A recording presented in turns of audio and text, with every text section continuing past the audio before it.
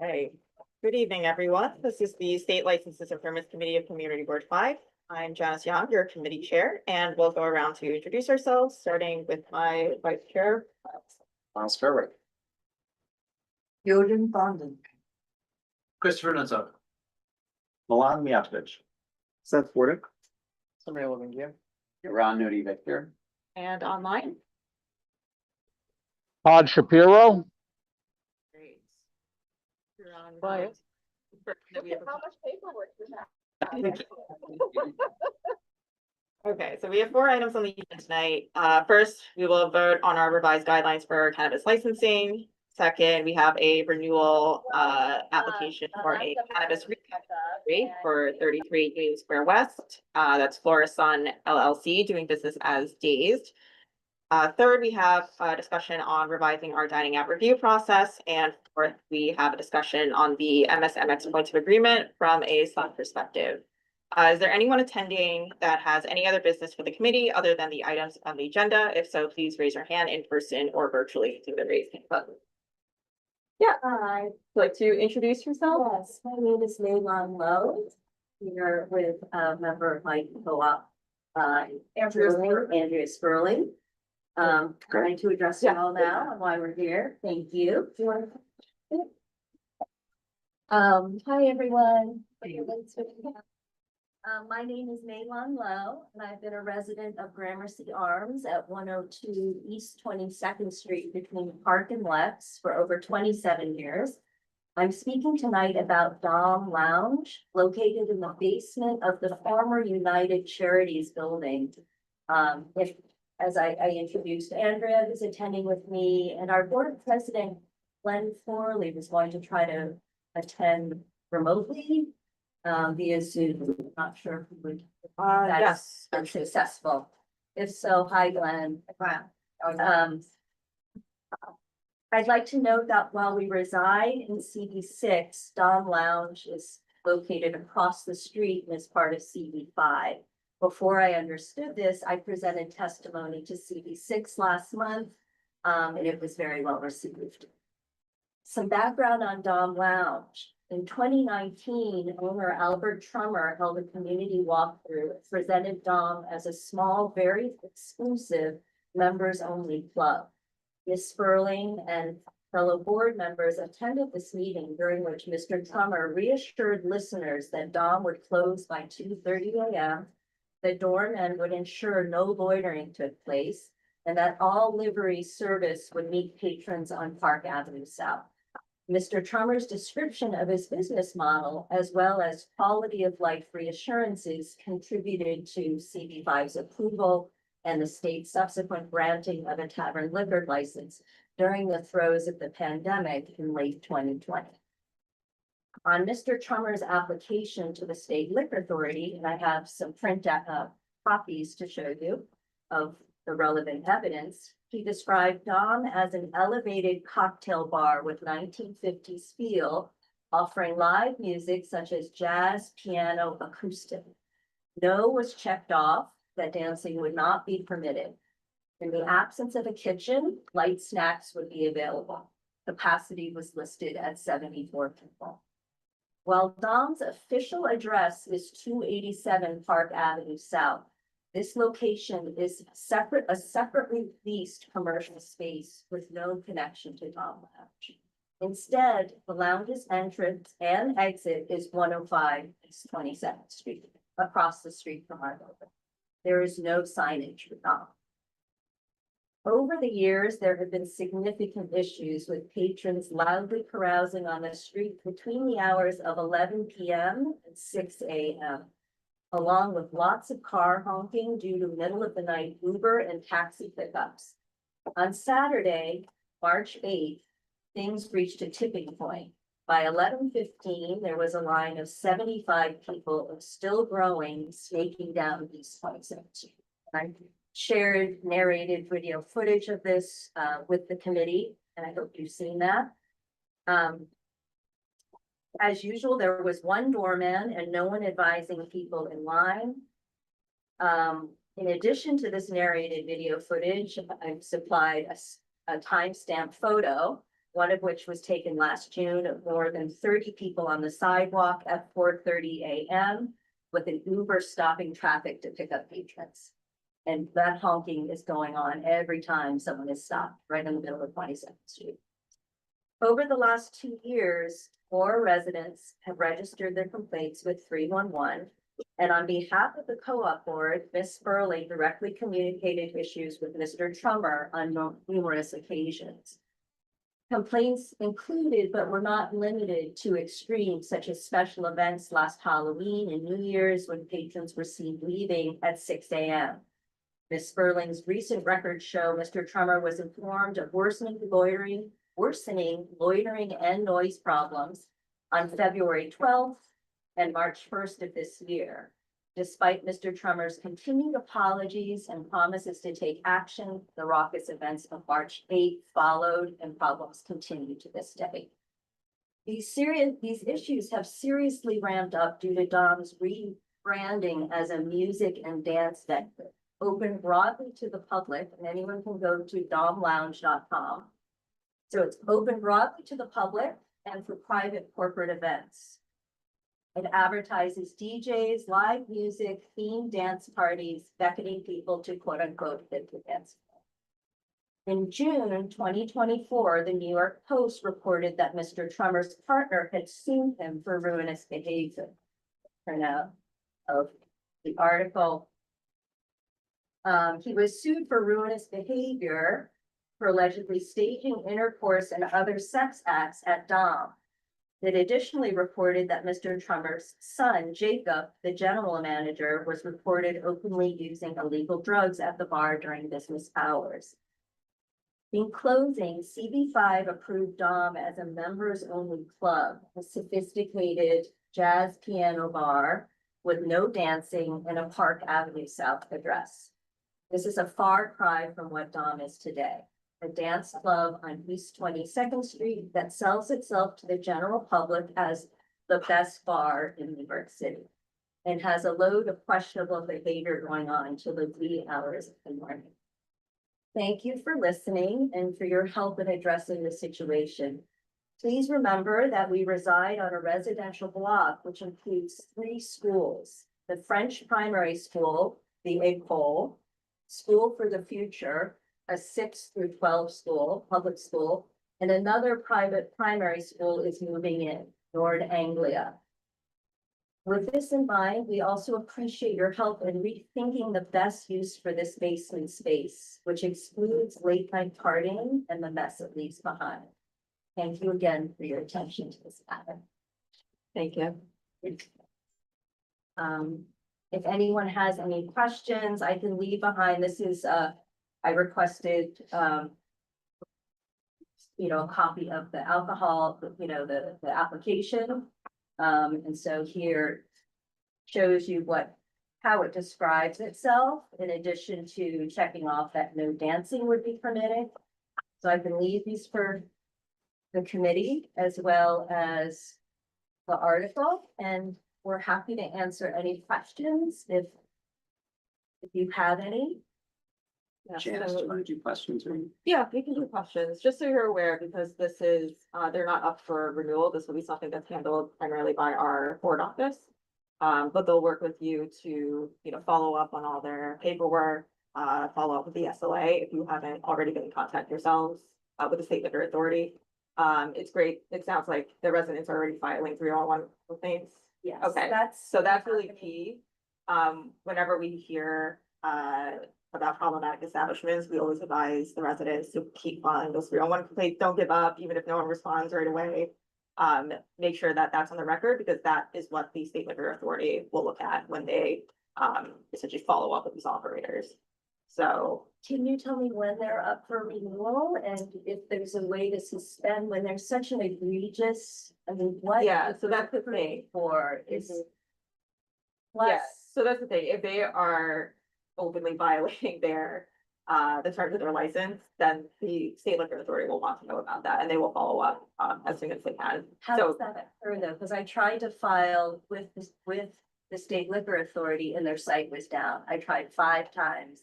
and it wouldn't accept my case. Okay, yeah, so that's So- something, Is that something that the board then you advocate on behalf of yeah, so these? Josh, yeah. Yeah, the SLA platform is working. I had someone submit a complaint for another establishment just a few days ago, so if you try it now, it should be working.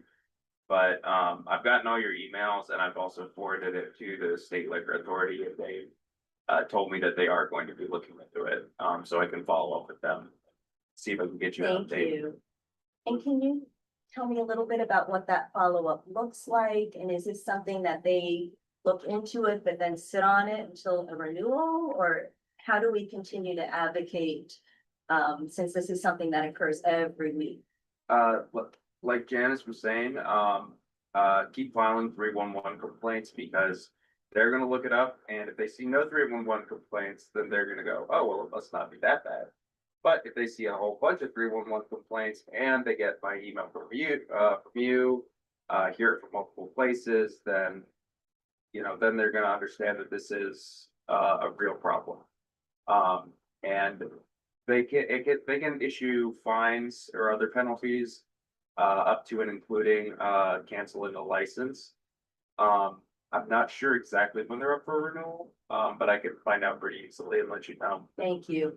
That would be great. I think one of the difficult things is we've been advising people to call 311 and internally, that doesn't seem to do anything Right. without further We hear that a action. lot, yeah. Just, it goes into the void, I you get know. a record. You wanna talk? So Yeah, I mean, it doesn't doesn't, yeah, feel like where you have evidence, you're like, right. this is what they said they're gonna be. This is what Yeah. they're doing. Go look at their website. They're throwing themed events, people coming out at 6 a.m. Drunk. So drunk Yeah, and Wow. throwing it like there is no efforts at all to the promises that we will keep people to Park Avenue South, that there won't be loitering, to closing at 2:30. So it just feels that the call 311, like we'll go back to our building now and they'll say, oh, how did things go? And I'll, oh, we think, Yeah. we, It's calling 311, and if you, to the extent that you feel safe doing so, making sure there's documentation, so photographs, recordings, that really helps. and What- we have, what the- we have and- that. yeah, I'll let- More yeah, what the, timestamp photos. we've dealt with some of the stuff, what the state liquor authority has said to us is, and what they've really emphasized, and what we try to help folks with, is creating that record. And so it does seem like it's going into the void, but there will be a day where someone at the SLA is like, okay, let's look at the 311 record. Let's look at, the paperwork. They will do that. We don't know when they will do that or how they will do that, but that record matters. So it may feel like it's, okay, but that record matters, and that's what the SLA has told us. The SLA is the authority ultimately that grants or doesn't grant licenses. And no, that's what I was just gonna say is, their, the number of people that they have on enforcement and is very small. I don't remember what the number is. And that's not something we can change. That would have to be the state, and that would have to be funding, and that, there's a whole, so, and I think that's unfortunate, but that's the reality. So the number of people they have on this matter is less than some of us. Samir, do you have something to add? Yeah, I just want to say that the 311, like 311 also has an app. And so I would also recommend it. I find calling 311 takes forever. You gotta listen to alternate side parking. I don't care. Use the app, it's a little bit faster. Okay, just, I wanna make sure I'm hearing you right. The community board doesn't play a role in approving No, when a business wants to get a liquor license, because that was a basement space of the United Charities building. That was not a bar. It's a windowless space that the only avenue for them to make money is to sell booze. There's no kitchen. Yeah. So you just gotta liquor people up, because yeah, you're gonna have snacks and a lot of. So what, we play a role in advocating. Okay, so they don't have to go through a community. So board when they approval. initially got their license, they did, Okay, but subsequent renewals, they do not. got it. All right. Hey, I wasn't sure whether if there are issues that then you do that.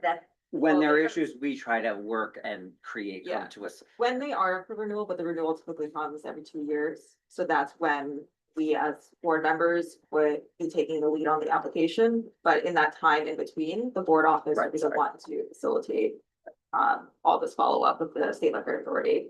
Okay. So, I would suggest, make sure they have, our board office has copies of everything What that part, you I can leave presented. all these hard copies.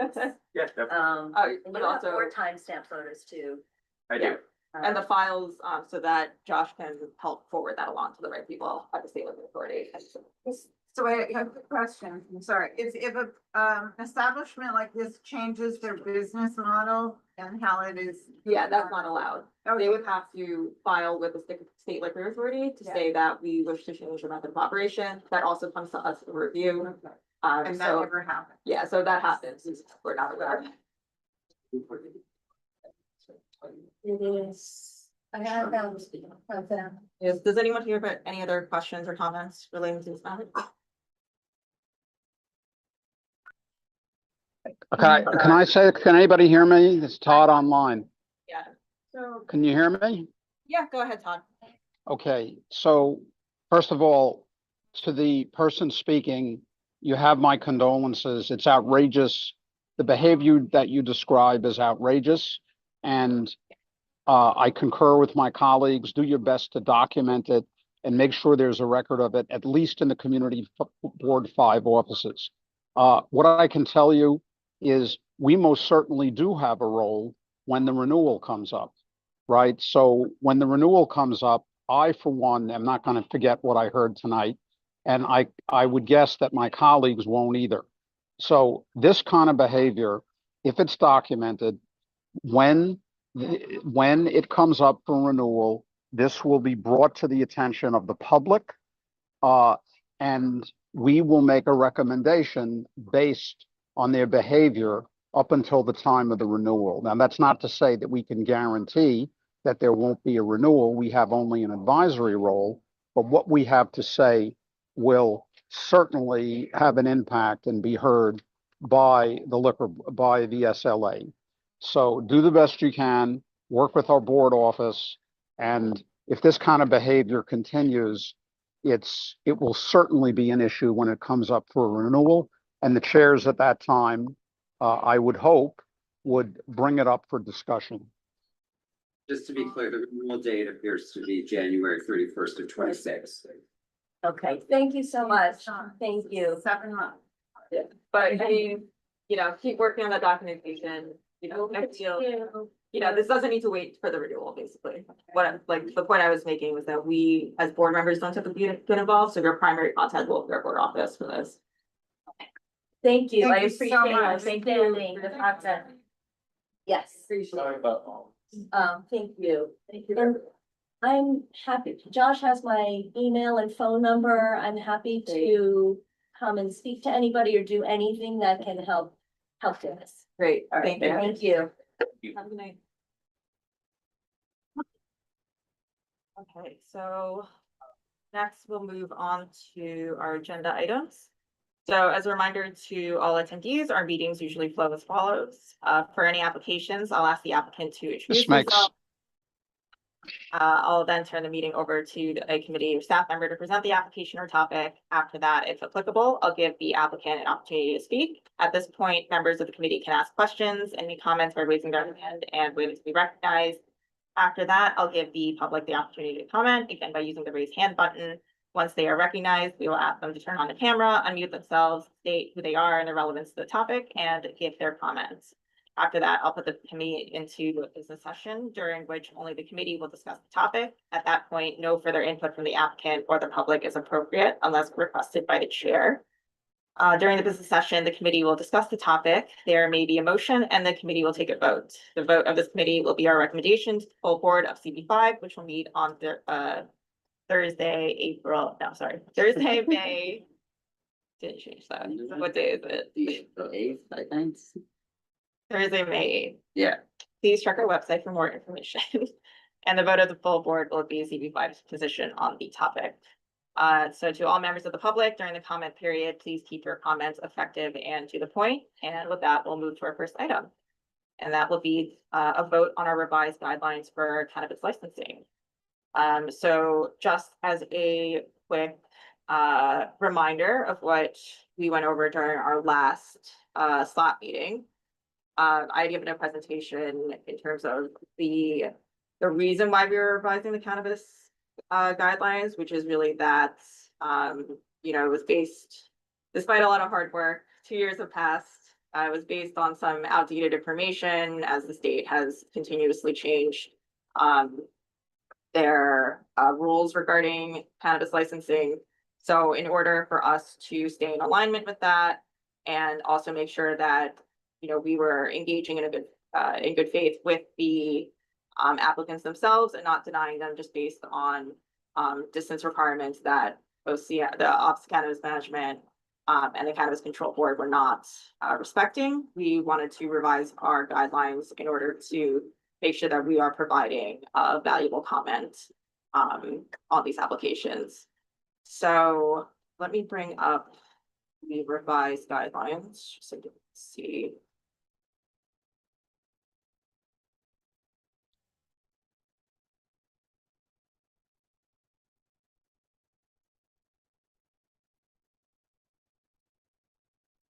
Okay, so in terms of what has changed, the now instead of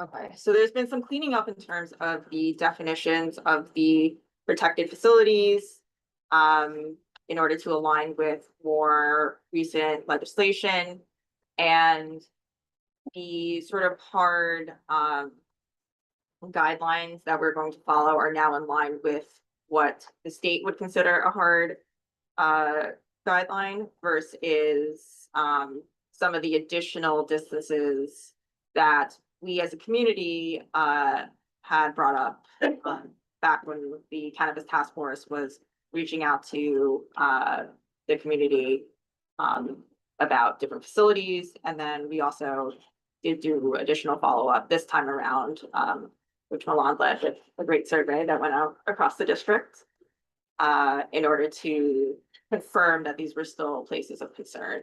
So now if you're looking at this version that's on the screen, now the distances that must be met for an application to be approved no longer include a harm reduction facility, a park and public space, or a playground. Now the absolute guidelines that we need to meet are in regard to existing cannabis establishments, school grounds, public youth facilities, and places of worship. The distances have not changed except for the distance between an existing cannabis establishment, and that's based on pretty recent legislation where the state is willing to grant waivers for cannabis establishments that are located between 500 to 1,000 feet from another of the same license type, you know, based on public convenience. So that's why instead of 1,000 feet, now the absolute distance is 500 feet. However, that said, based on feedback from the community, we ourselves will be judging applicants more favorably if they do meet the additional distance requirements that our community has put forth. So that includes being 1,000 feet from another cannabis establishment, 500 feet from a harm reduction facility, and then for retail establishments only, 500 feet from a park or public space, and 1,000 feet from a playground. There's also additional text regarding some of the additions and clarifications that we made. So in regard to that public convenience and advantage waiver support request, there was a question as to whether we as a community board would entertain such requests, and we felt that we would be willing to do so if the applicant is willing to kind of undergo an accelerated community engagement process to allow us to review their application in the time that we have to respond to that waiver request. In regard to distance measurements, we clarified that we will now follow the state definition for how they are measuring between different locations. So previously, we had discussed walking distance as opposed to this, what the state requires, which is that measurements are taken on a straight line and on the same road, except for cannabis establishments, which are measured as the crow flies, which is essentially the same as like a radius around the location. And this is really just to, again, make sure that we are being consistent with state law, and then reserving any other sort of considerations as just something to keep in mind and something to note in an application. So, for example, if there's a school around the corner from a cannabis establishment, that would not be considered on the same road, and therefore it wouldn't be an issue for the state. But of course, it's something that we as a community board would want to note, but not necessarily deny the application based on, since the state wouldn't necessarily respect that. Regarding the facility types and definitions, we again are aligning with state's definitions, so that's all found in their cannabis regulations. The only slight exception is that we will still consider a facility in a mixed use or multi-tenant building to qualify, as long as it meets the state definition for the facility, which basically means that they're registered officially with the state, and that is consistent with the state. If we look at their local maps, which is a map of the places of worship and schools. So even though they have defined these locations as needing to be in their own standalone buildings, according to the map, they are counting these buildings that are not in standalone buildings. So we will make sure to do the same. And then for everything else that does not qualify, all the other facilities that I noted before, we will still, again, note that to the Cannabis Control Board so that they are aware that our community has concerns about these locations.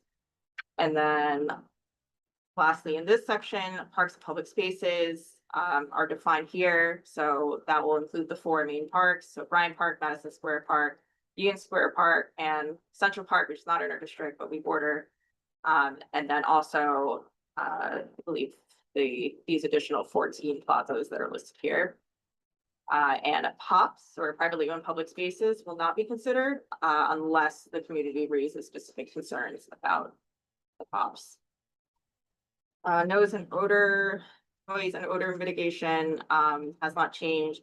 Hours of operation, we've clarified that our retail dispensary hours shall align with the establishment's commercial neighbors. So this is how we've been doing things, since the beginning, but it wasn't explicitly stated. So we're now stating it. And we are establishing a limit of 12 a.m. midnight. So that's in alignment with liquor stores. And then, of course, that additional hours could be negotiable depending on the proximity to residences and what's around it. And then nothing else has changed in regard to outdoor space or the community engagement process. So that's a summary of all the changes that have been made to the guidelines on cannabis licensing. Are there any questions or comments?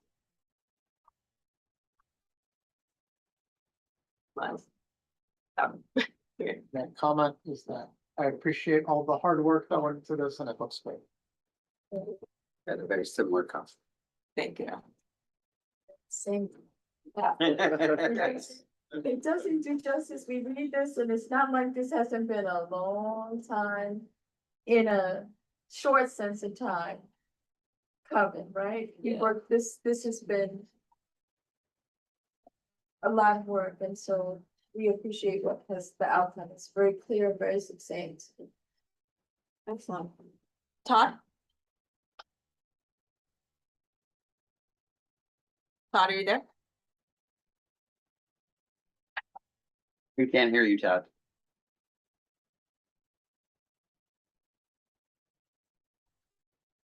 Anyone else with questions or comments?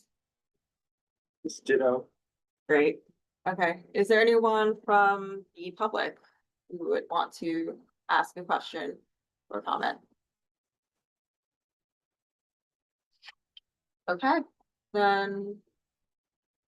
I think we can take this to a vote then. Questions? Yes, And move that we adopt the new cannabis guidelines that were revised on April 15th, 2025. Second. Second. Christopher? Yes. Yes. yes. Catherine? Yes. Well, Yes. I'm a yes. Seth? Yes. Todd? I think that's it, but. Shay? Okay, are we allowed to count? He put them in the chat. This is nice, yeah. Sending up installments. Yeah. Okay. You're on. Yes. The other. Yes. And Samara. Yes. Okay. She passes. Okay, great. And then Josh, just to make changes to the questionnaire, that would need to also be voted on, okay. Okay, I think I'm gonna split that from this just because we have, I don't wanna keep, our applicants waiting. So we'll come back to a revised questionnaire for new cannabis applicants, after this. Okay, so with that, we'll move on to the renewal application for cannabis retail dispensary for 33 Union Square West, Florison LLC, doing business as Days. Can I have the applicant please introduce themselves? Once they're promoted to panelist.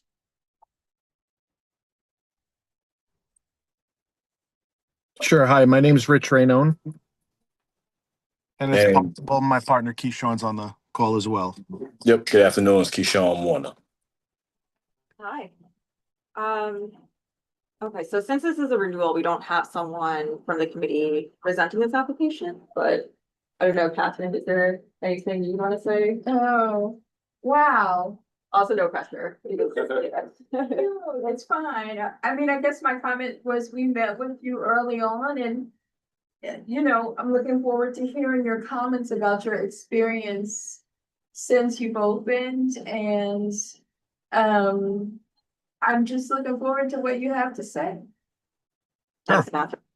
Yeah, so the reason why we've asked you to come in today is because we've been getting some complaints around I believe noise and in particular some events that you've been holding outdoors. So really, this is just a chance for us to, you know, meet with you, see what's going on and see if we can come to an agreement on a method of operation that will work with the community.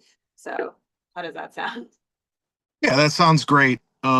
I guess I could start off and Keyshawn can add color to anything I say. But yeah, so, you know, we opened in April of 2023 for about 3 to 4 months. And then we closed for about 6 months because we opened originally as a pop-up.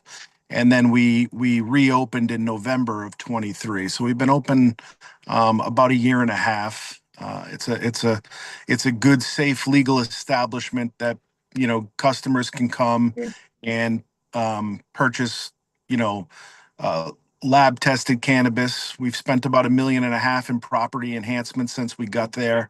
We employ over 40 staff members. We have 100% diverse workforce. We have probably paid well over $1 million in city and state taxes. So, you know, we consider ourselves a good corporate neighbor. We've helped the police solve probably 3 crimes using our cameras. We've helped the AG's office solve what was considered a violent crime. We also have full-time security at our store to make sure that our customers and staff, you know, always feel as though they're in a safe place. And in terms of, you know, any events that we've had out.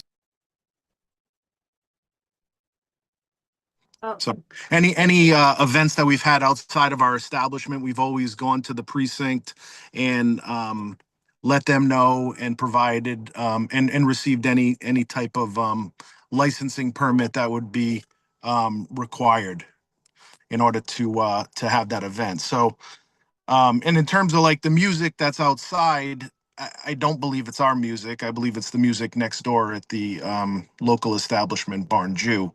Our music is typically played soft, and it's only played in our entrance. So like once you enter our, like, what would be a courtyard or a dome of some sort, that's the only time you can really hear the music. You can't hear the music even if you're walking by our establishment. You can hear the restaurant's music next door, but we keep our music quite soft, and we actually turn it off at 8 p.m.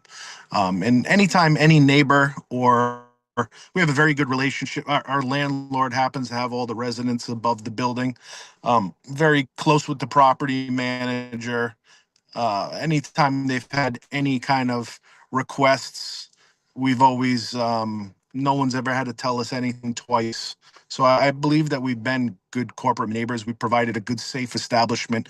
We don't let our staff, smoke anywhere on our block if they do consume. We ask our customers not to smoke in front of our store. So anyone, a lot of times we get, stereotype, if anyone's smoking on our block, that everyone thinks they're our customers. 99 out of 100 times they're not. Our customers come from the subway, grab a package, and head back to wherever they're going. So I don't believe that, a lot of those people that are smoking in the area are necessarily our customers. That's kind of what I got. Thank you. And Keyshawn, if you have anything to add to that. Yeah, I think you pretty much touched all the bases, and the fact that, I would just add and try to trumpet the fact that, we try to be a good neighbor to the local establishments. Our next door neighbors, Bar and Jew, we have good relationships with their management staff over there, and we lunch over there often. So, I always speak to them and let them know if anything, if our business was somehow were to, be cause any adverse effects to their business, feel free to let me know. We can make any corrective action that's needed. So, all in all, I think that's our main goal in coming in and being a new establishment in the area is obviously to play nice with our neighbors and to take into consideration any complaints that are brought to us that we know about and try to make do. And I think we've done that in the past. So that's our main goal, and along with running a good, safe, successful establishment. Great, thank you.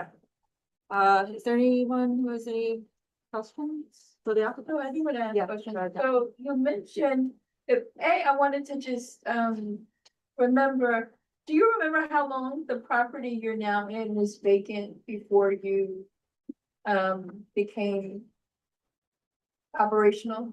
I mean, I would guess 5 years, but I don't have the exact date. Right, just an estimate. I think it's important to understand that you entered a space at a time when it was hard for applicants to find spaces and have really tried to make it work. And I think I don't want you to have, so we wouldn't want you to have surprises. We're trying to strike a balance. You said that you do interact with the NYPD. Do you attend their community meetings? Do you have relationships there with NYPD for your events? And are they,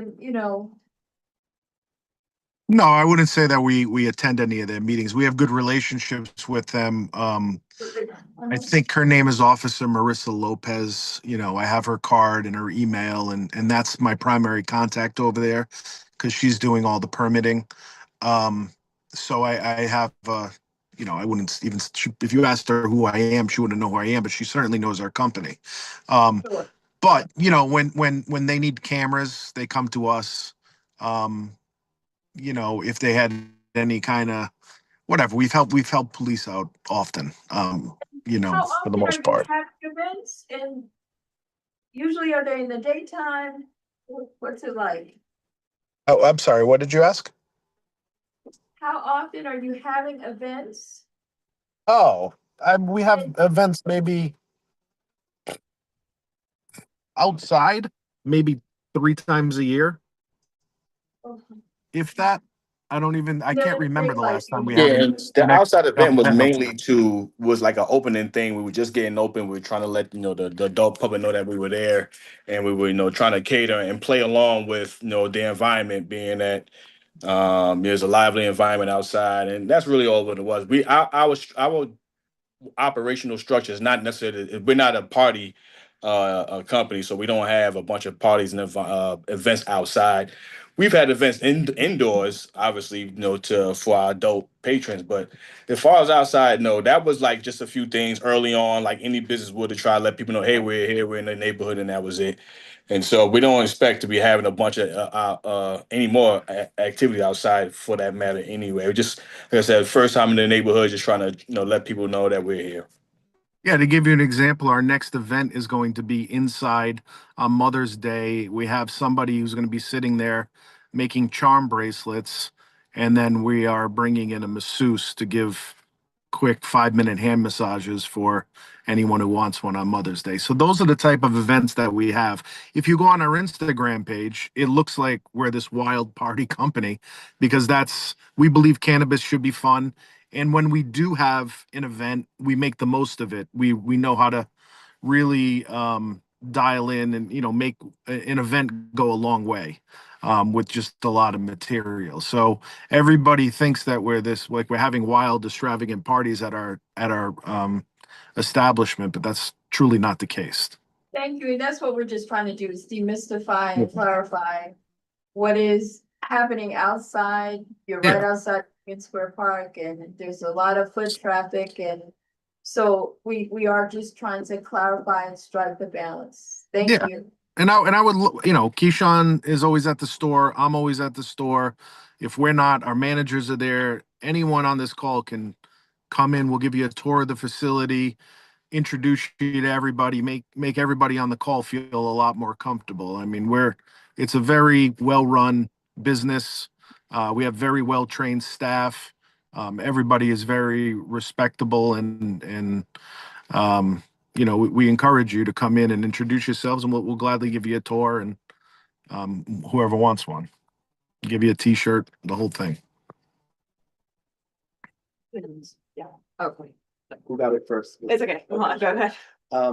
I had a question, maybe not necessarily specifically for the applicant, but just in terms of what we've been receiving. I haven't had a chance. I haven't. Okay, I haven't reviewed. Great minds. I'm just curious, like, we don't need to get into gross detail, but like, what was the frequency of like feedback we got? How recent, and maybe any color on like exactly what the nature was? Like, sounds like noise might have been part of it. Just to wrap my head around like what we've been getting in. I don't know if we can elaborate on that a little more. Yeah, actually, Josh, do you have it off the top of your head? I think that just the main issue that we've received in terms of your establishment has been us consistently around noise and outdoor speakers, which OCM does. That's actually in OCM regulations that you can't do. Aside from that, and aside from the events you mentioned very early on, we haven't gotten much, but we have heard from multiple residents about the outdoor noise. Can I ask? Yeah, or just to follow up, the download of the 301 complaints that you gave me earlier. So a lot of those, or all of those, were all in regard to loud noise / party with complaint. Yes. I don't have the exact number off the top of my head. I would say it's 15 to 20 in the past year. Okay.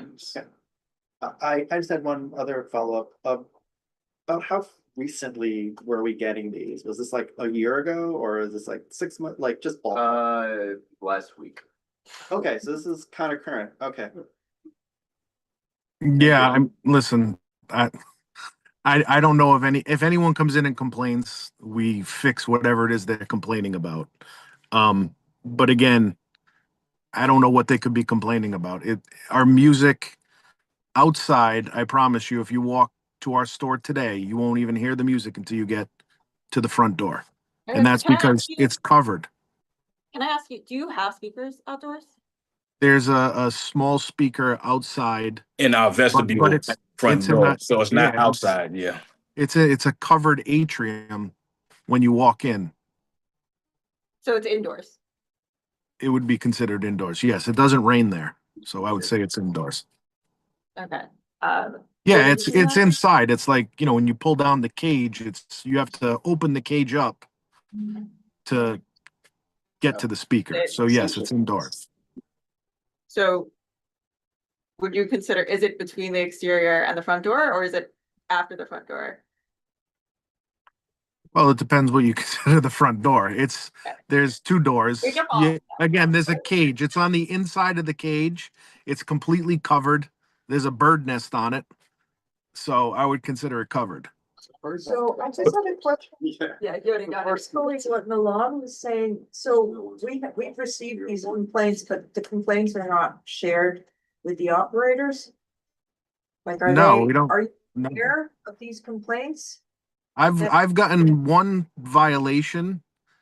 It was a $400 fine for playing music, and I couldn't even figure out who to call to complain to, so I just paid it.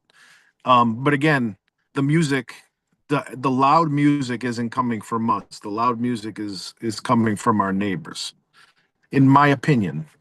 I could be mistaken for whatever reason, but this isn't about getting Barn Jew in trouble. It's just we get a lot of the music complaints. Have any residents reached out to you directly to raise these Any- issues?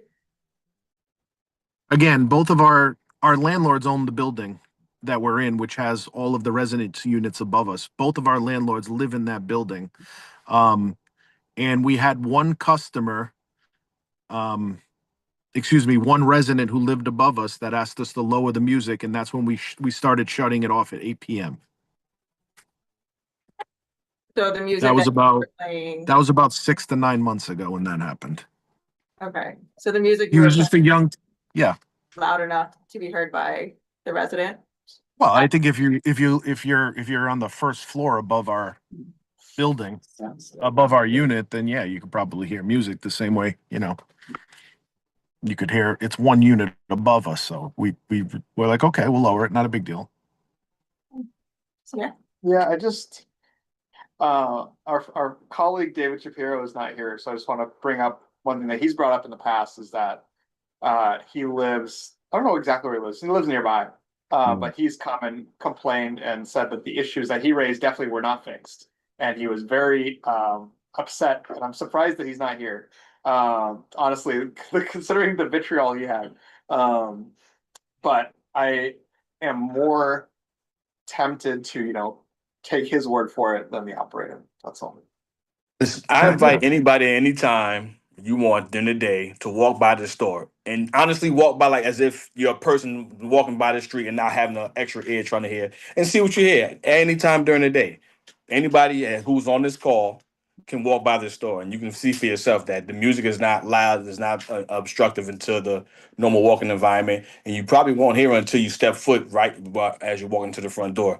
We try to be as attentive as we can to our impact outside our walls and our doors, which is why our closest neighbor, which is Barn Jew, we talk to them regularly because they would be the ones outside of our neighbors upstairs to be able to say something to us and let us know if what we're doing is offensive. And like Rich mentioned, we have good relationship with the landlord as well as the building manager, Maria, who if there's anything going wrong or there's something happening, she has my phone number, she has Rich's number, she will reach out and text and call us at any moment if there's an issue. And so, because and any resident that we've met in passing who's, may be a customer of ours or not, or we've met at the bar, we let them know this is who we are. Anytime you can reach out to us if there's ever an issue. So we try to have an open door policy to, invite anyone to come and speak to us. Like Rich said, we're here at the store. I'm at the store now, and we can't fix a problem that we don't know of. And so, the gentleman who lives a couple of blocks away, who's not on the call now, that you say had a lot of vitriol in his issue, we would have liked to have heard from him to get some actual direct examples of what he's saying is the issue. Because, we're in the store every day, and I'll go and stand across the street to listen and see how far from the storefront I can hear the music, make sure we're not being as obstructive to, the everyday population outside. And so we can only go off of what we hear and we experience and what we're told. Yeah, and listen, we have a lot of customers. We probably had 500,000 customers. Tickets. We probably had 750,000 people walk into our stores since we've opened. So you're going to get 10 to 20 complaints. Not to mention some people don't like cannabis, and they don't like the smell of it on the streets. They don't like the optics of it. They just don't like it. So they're going to target us. But I can assure you that we're a well-run machine, well-run operation who our staff is well trained, and I promise we're good corporate neighbors. We're not doing anything outside of the rules and regulations or any city violations. And of course, we're going to make a mistake here and there, But to give you an example, and I don't know if we're allowed to have it or not, but early on we put like a cocktail table outside just to make it more inviting. And then a neighbor came in and complained, and we're like, okay, we took the cocktail tables in. We didn't fight them on it. We didn't go to the city. We didn't try to get a permit. We said there was a resident who doesn't want the cocktail tables out there for whatever the reasons are, and we took the cocktail tables in. They were out there, one day, Key? And we took them back in, and that was it. And that was the end of it. I remember coming in, and Keyshawn said, hey, no more cocktail tables. Okay, what happened? Somebody didn't like it. All right. And we took them away, and that was the end of it. We didn't try to fight it. We're not like that. So I think what Key is saying is that if we know of an issue, we'll fix it, but we don't know of any issues. Great. So that's the point of this meeting. You're on. Yeah, I just want to maybe focus us a little, I appreciate you guys coming. I have personally no doubt that you are running you're good corporate citizens. I don't want you to feel like, the operation is somehow being questioned. It sounds to me like there are two very specific issues here. One is external events or outside events, which you said is not part of your plan. It may have happened. Maybe, it happened early on and maybe is not part of your plan moving forward. And exterior noise. I'm looking at a Google Street View. I would call where the speaker is exterior, but we can debate that. You did say, my question for you is, you just said earlier that you no longer play music after 8 p.m. Is that true across the board? And if so, when did that start? I'm curious. That started, I mentioned about 6 months ago, when that young gentleman came down and spoke to our security, who happened to be Keyshawn's father at the time. And he just said, hey guys, listen, I'm 1 unit above you. Do you mind just kind of lowering the music? And then we kind of huddled up and we're like, okay, 8 o'clock, turn the music off. We're talking about that outdoor speaker. But again, it is what it is. We said, okay, we're not going to get into an argument with our tenants above. He's probably a customer to boot. So we're like, okay, we don't need it. Just turn it off at 8. Again, it's not loud. It's very soft when you walk in. It just kind of sets the mood a little bit when you walk through the doors. And then when you get into the first room, there's no music at all. And then when you go into the second room, there's music playing, which is probably, 25% of the way into the store. So there's really no music until you get into the showroom. Thank you. I don't know. I mean, I wanted to say the noise code is the noise code, and whatever you think might be an acceptable level for the music during the day before 8 o'clock could totally be in violation of that noise code. It's a testable thing, and the person upstairs from you has every right to test it or to find out, as any resident would have, anywhere near your store, whether you're playing it outside or inside. And we know outside is totally against the rules. You're not allowed to play any music outside for any reason. So right, there's no. Is that? I don't. Yeah, that's true. No external speaker, no music outside, right? Yeah. And then this is a renewal. So is there an affidavit, or do we do that with these kind of people? Yeah. No, so I should have said the history of this location is that we denied it based on its location to Union Square Park, as well as the playground in it, as well as a harm production facility. Right. So I don't believe we ever got to the point of drawing up an affidavit. Oh. Yeah. Is that something we would do? Maybe. Oh.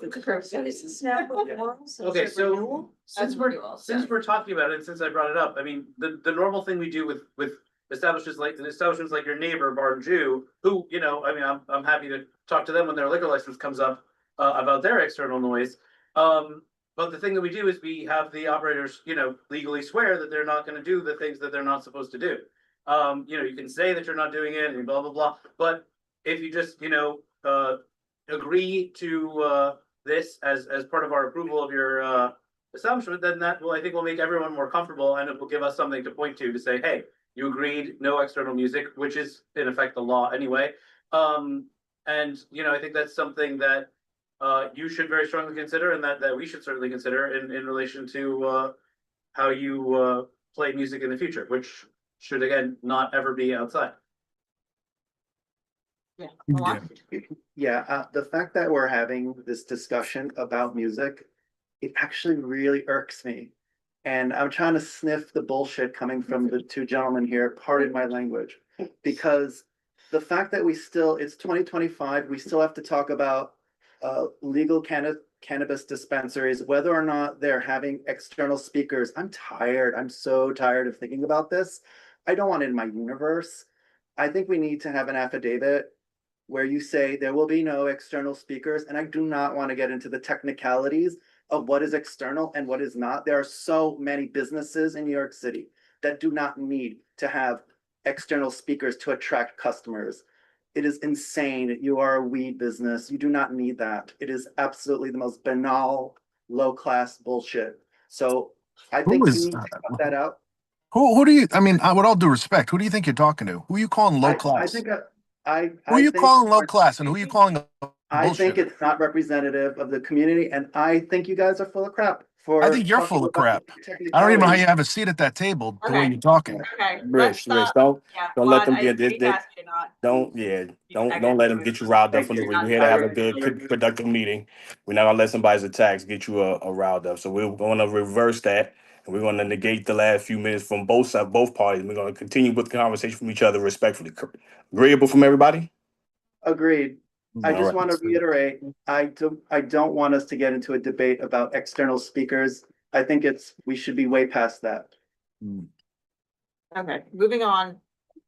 Anyone else have any questions for the applicant? I have a question. Yes. Do we have an actual application before us? It's a renewal application. So I didn't get this. Was this shared with everyone? No, Oh, okay, it wasn't Okay. assigned to on the committee. okay, so. Yes, okay. Any other questions for the applicant before we go into business session? Okay. Seeing none, I will now put the committee into business session. During business session, no additional comment from the applicant or the public is appropriate unless requested by the chair. Let me just confirm there's no one from the public that is in attendance that would want to comment. Okay, there are no one from the public. Okay, so, to summarize what I've heard so far, it seems like because there wasn't an affidavit proposed the first time around when this application was a new application. Now that this application is up for renewal, we do have the option to weigh in. And so, as Christopher was saying, you know, as we do with liquor license applications, we would typically request that the applicant agree to certain stipulations, and we as a committee will typically weigh in and say that we would deny the application unless they agree to the terms of the affidavit. So, you know, in line with what we typically do, does anyone have any comments? Yeah, so. Yeah, I think we would want to like deny unless music isn't played outside and there's no more events outside. I think those are the two main things. I mean, I guess obviously we just go with the standard affidavit that we use for alcohol. all the same stuff, which would include like all the stuff about outside use. I mean, unfortunately, the event that we heard about, is something that we would also obviously want to discourage, like putting tables outside without some approval from like outdoor dining and, those other, we have a lot of, procedures around what happens outside. So I think, going with the standard affidavit that we use should be fine, right? There's something about music in them. There's not, then we should make sure we include something about external. Yeah, speakers. we have that in our standard, for liquor, but we can, yeah. Yeah, I mean, I guess I don't see any reason to treat it in any special way. Like, there's no reason to single anyone out or like make them feel like, we're targeting them for something. It's the same for Barn Jew as it is for, this establishment, and why we should just treat them the same way and give them the same affidavit. That's my. Todd? Can anybody hear me? Yes. Yeah. Okay, so, as to the issue of the affidavit and the stipulations, we should absolutely do that. But Catherine can help me here. We had supported during the initial process of the cannabis rollout, the right of community boards to present and suggest affidavits. And the Cannabis Control Board was always non-committal on whether or not they would support that. Catherine, where does that stand? I believe that the next, we haven't actually had one. I remember I drafted one in one of the first due diligence assignments we ever did, but it's not quite the same as our well-established precedent of doing it for liquor licenses. But certainly, if we feel strongly about this, we should get their signature and affidavit. They seem to indicate that they're open to the idea and that the music is not a key strategic point for them.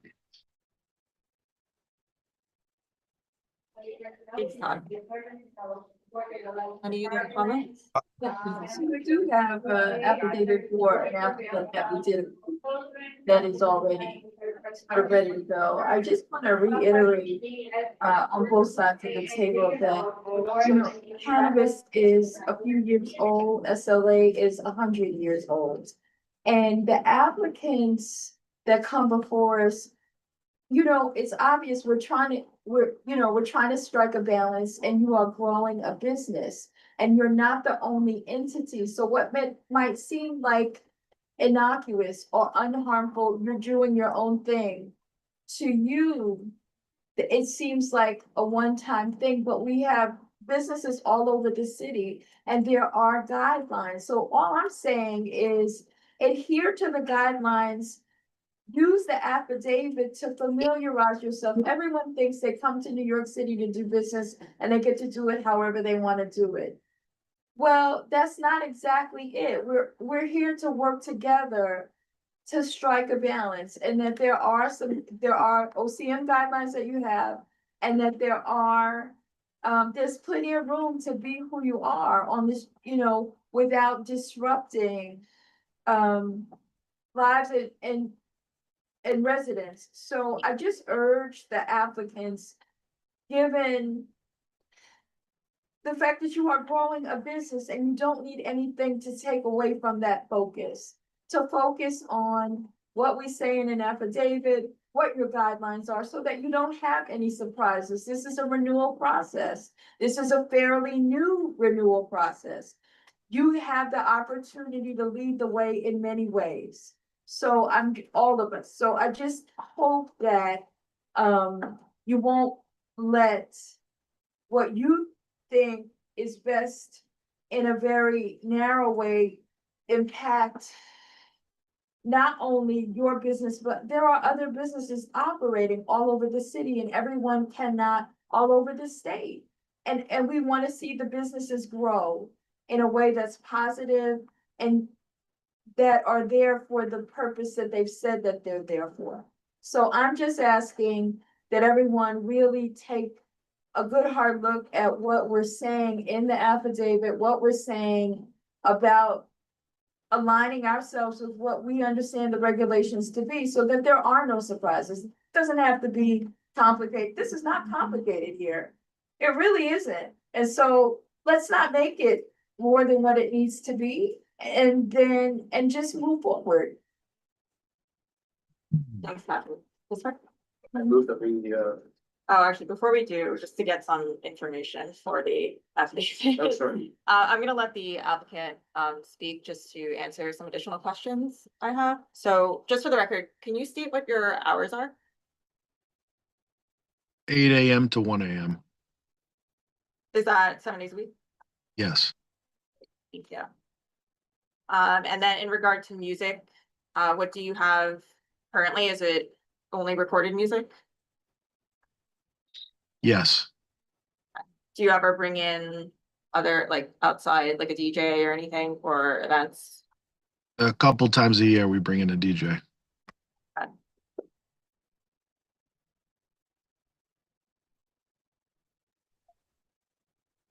And then how many events would you say you have per year? Interior? It If you depends could- what you call an event. I mean, bringing in a massage therapist and somebody who's making bracelets on Mother's Day an event? Are you advertising these events? No. I mean, maybe on social media, but we're not like advertising. No, we're not like, we do it for our customers. We do it for our staff to have a little bit of change in the store. These are quiet events. If we're talking music events, you know, on 420, we probably had the DJ in the store. You know, maybe twice a year, 3 times a year, we'd have a DJ in the store.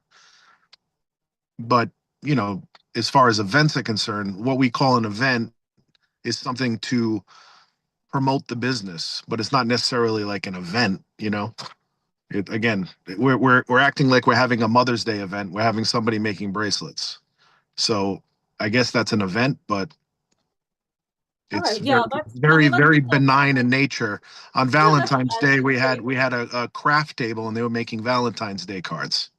Again, very, very quiet, very benign in nature. Okay, so how often would you say you might bring someone in for that, like an occasion like that? Like a very quiet, benign event. I don't know, maybe Oh, like all 6 times a year.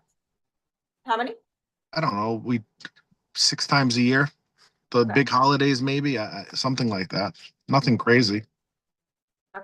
Great. And are those all interior events?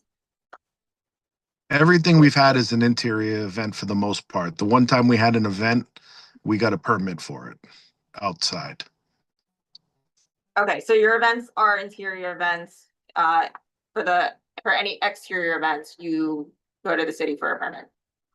Correct, through the precinct. Yeah, let's just reiterate, because the exterior events only happened when we first opened to let the community, the environment know that we were there. We have not had ongoing exterior events. It's not something that we do. All our events happen inside the store because as a business, we want to get customers inside the store where the sales happen. The sales don't happen outside, so it doesn't do us any good to have events outside.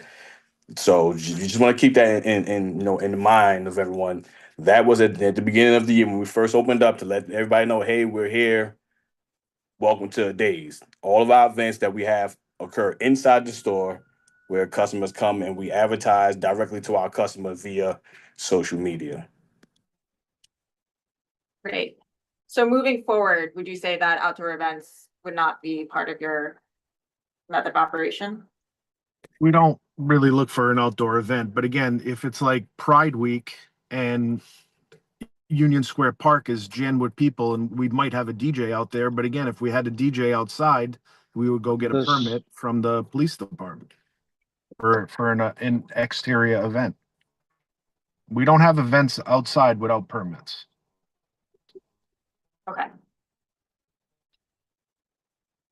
So you would not be willing to agree to no longer have outdoor events? I think I'm willing to do whatever, but I'm willing to follow the law. And the law says you can have a DJ outside as long as you get a permit. So I'm willing to follow the law. Yes, of course. And we typically, when we make requests, we really try to align ourselves with the law, but anything additional to the law is really a reflection of what the community has requested with, of course, a balance between what is with what is practical. Yeah. So, Agreed. you know, something like agreeing to no outdoor events, that would really just be a nod to community concerns and complaints that we've received. But to your point, you know, it's not required by law. It would just be a good, you know, a good thing that you could do for the community. So could I ask you, because you just mentioned you want to strike a balance, but it doesn't sound like a balance wants to be struck when you said us to agree to nothing ever. And we've only had, you know, the events. I think if you've mentioned that you've only quoted 15 to 20 complaints within the past year. So if you look at percentage wise, I think it shows that we've been a good, you know, we're trying to be the best neighbor that we can be. And so if we're going to strike a balance, I think if we did the right thing, we got licenses, and if we do have an outdoor event, it's aligned with a holiday where the entire environment of Union Square is loud and bustling. I don't think that puts us outside of striking a balance. Okay. Yeah, so just trying to get a sense of what you'd be willing to agree with, because of course we want to come to an affidavit that, you know, you feel comfortable signing as well. But of course, we as a committee will take your input as well as the community's input into account in making a decision. In regard to crowd control and security, earlier you had mentioned that there might be people smoking outside, but they're not your customers. Have there been any efforts by your security to stop those people from smoking outside your establishment?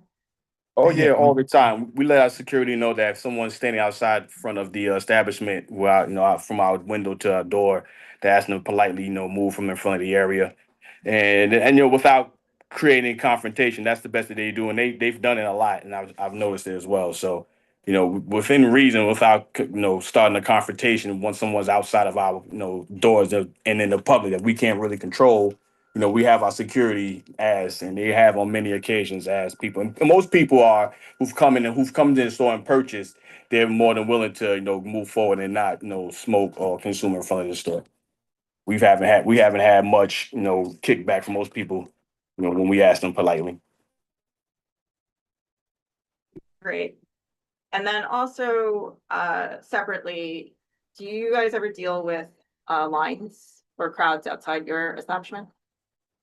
No. Unfortunately, not yet. We're hoping to get to that place. It may have been like a few days in the summertime. We've had like a lot of large line, but that's abnormal. We would love to get to that point, but no. Unfortunately for business, but fortunately for the environment, no, we have not. Was that day in the summer, was that for an event or just a random day? It was a random good business day. Okay. And then typically in our affidavits, we would request a contact number so that if someone from the community has any issues or we have any issues, we have a person to contact. Is that something that you'd be willing to provide? I feel like we provided that last year on the same call, so we Okay. will provide it again. I think, yeah, because last year when we sat in front of the board last year, we had to provide addresses and stuff like that, so that should be on record. Okay, great. Okay, any other additions, questions? Samir. I just wanted to note that David has. Oh, yes. Okay, David, go ahead. Hi, folks. So I live on this block, and you know, as folks on this committee are well aware that I'm very pro-business and want to see businesses do well. I'm challenged on this one because there's been numerous times I've walked inside to ask them about the exterior speaker and was sort of brushed away. And so there's a loss of goodwill there that is challenging me on this. And if there's some sort of mechanism to kind of revisit this, I would like to put rules in place and then revisit this either 90 or 120 days down the road to make sure that they're sort of following the law of the land. Because it strikes me that there has been a lot of complaints. The folks that I've talked to, there's complaints about this business, about the music outside, the folks that are gathering outside. And so I'm very challenged on this. I want businesses to do well in our community. I just want folks to follow the rules and to be good community partners. And it doesn't seem like we're at that place quite yet. So I want to make sure, and I don't know what mechanism we have to kind of revisit this in 90 days or 120 days to make sure that they're following the rules that we put in place. Thank you. Thanks, David. Yeah, to answer your question a little bit, so because this application is up for renewal, this is our opportunity to comment on the application. And the sense from the committee is that we would like to follow our process for liquor, which is to deny the application unless the applicant agrees to certain stipulations. Did you have? Yeah, I had a question about the delivery services. If you could let us know how you handle that and what method of what messengers do you use? Are they e-bikes, vehicles, and is that, yeah, how does that work? And I'd also like to know what portion, I mean, this is all new for us, we're trying to learn also. What portion of your business is the delivery part? As of right now, we don't do delivery. We haven't done delivery yet. Okay, do you intend to? We do, yeah. We're trying to find time to make it happen. Okay. Do you have a plan for what, how you would carry that out? Like, Yeah, I mean, well, the plan would be similar to, I guess like Uber Eats, to be honest, is probably the easiest way to look at it. A customer would go online to our website, place an order, request a delivery. They have to prepay online. okay, And then a ticket would print at our store. okay, One I of was the just more delivery interested in, drivers. traffic related to delivery, so thank you. Yeah, no, there wouldn't be any, there's no traffic related issues to our delivery. It would likely be a bike, I would guess. Okay, thank you. Yeah, Les. So, Keyshawn, Rich, you probably heard in the beginning here that, this is fairly new to our committee. Cannabis is obviously new over the last couple of years. You guys are one of the few establishments that has been operating successfully. I'm looking at the reviews. I'm seeing like you're running a successful business. I can tell from the both of you that's going well. I used to live in this area in the Zeckendorf Tower, so I walked by it. You mentioned earlier that you've heard, previously you've heard complaints from neighbors. You've taken that feedback. You've made the changes. So you just heard from David Shapiro, one person on our board, that he's had some complaints. You've heard that there's about 15 to 20 noise complaints that maybe they didn't talk to you directly, maybe they were afraid to. That happens plenty of times where neighbors don't want to go confront the establishment directly, so they go to 311 or they go to the board office. Janice and I have reviewed applications for a couple of years now. 15 to 20 noise complaints is much higher than we normally hear. So now that you've heard that feedback, would you be willing to sign an affidavit of us asking you to remove the outdoor speaker? And we can talk about if there's anything else in there, but the primary thing we're hearing is remove the outdoor speaker, remove any exterior noise. And if you do that, then we can approve you, or we can deny unless, how we normally do it. But that would probably be a very good thing for the district and the community, because we really, like I said, we don't have a lot of successful businesses like you that are working with the community, and that would probably go a long way if you were willing to cooperate with something like that. Yeah, I mean, I think that if the law says we can't have an outdoor speaker, regardless of the volume or decibels, then I think that, not speaking out of turn without huddling up with Keyshawn, but I think we'd be okay with cutting the outdoor speaker. Assuming,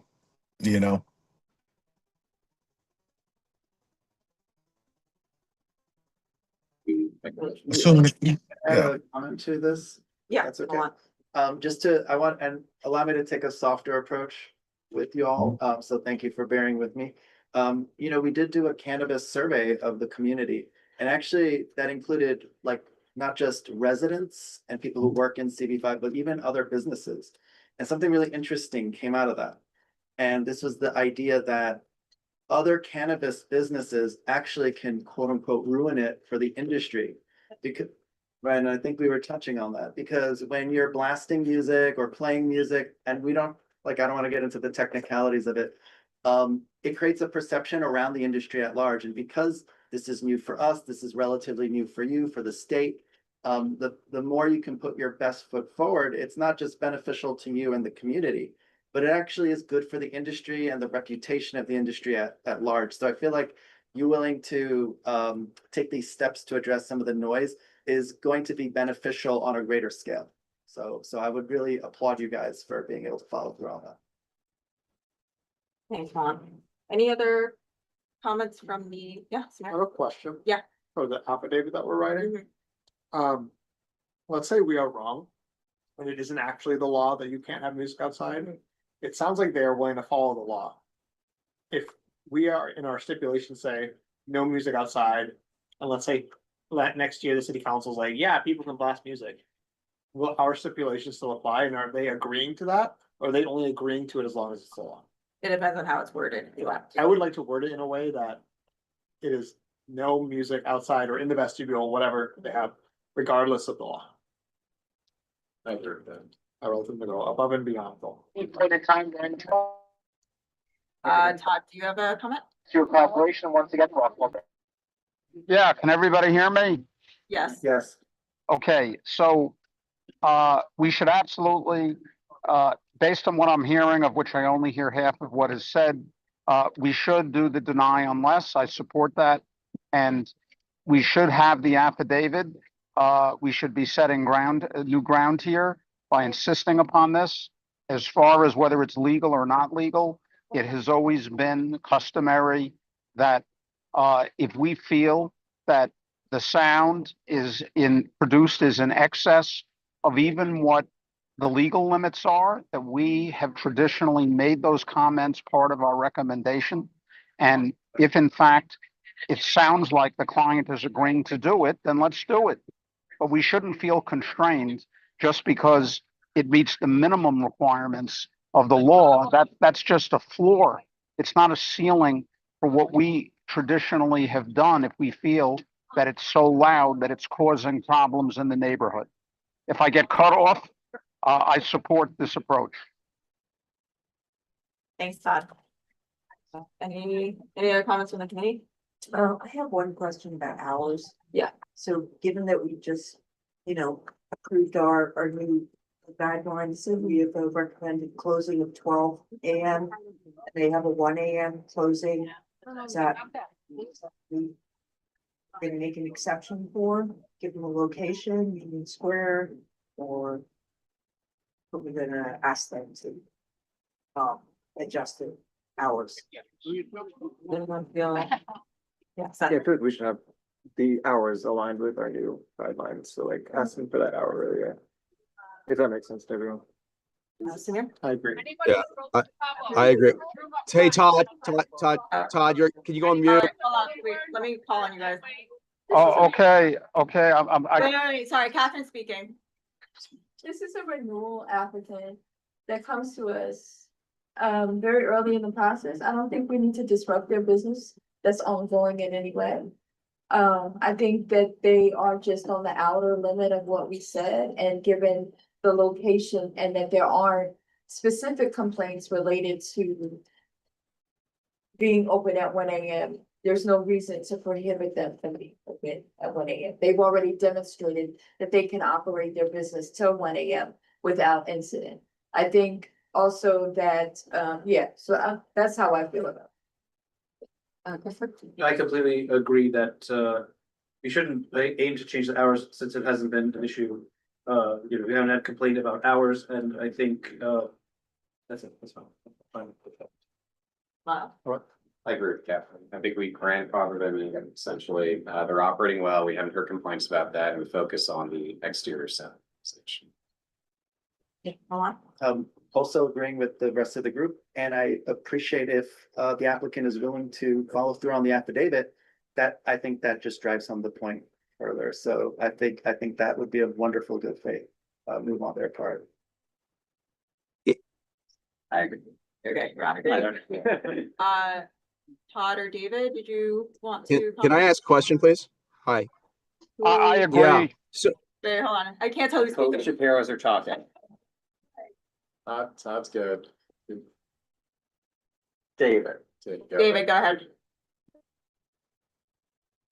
So, is it my understanding that we haven't had an affidavit in the past for this business? No. So they haven't had to come to it, right? Correct. And Well, so, they came to the committee denied it based on distance requirements because it's right next to Union Square Park, so we never got an affidavit. got you. So I take a different approach from, I think, the other folks on the board, and I would like to see this close at midnight. I think that we have guidelines that we've established. I think that the noise violations are, I would argue, likely because of the late noise. And just, we put a lot of thought into when we want these establishments closed at midnight so that there's no loitering and there's no folks outside, using products. So I would be very supportive of making the 12 o'clock close. Thanks, David. Todd? Yeah, I just want to say I'm in support of what I just heard. I'm good with it.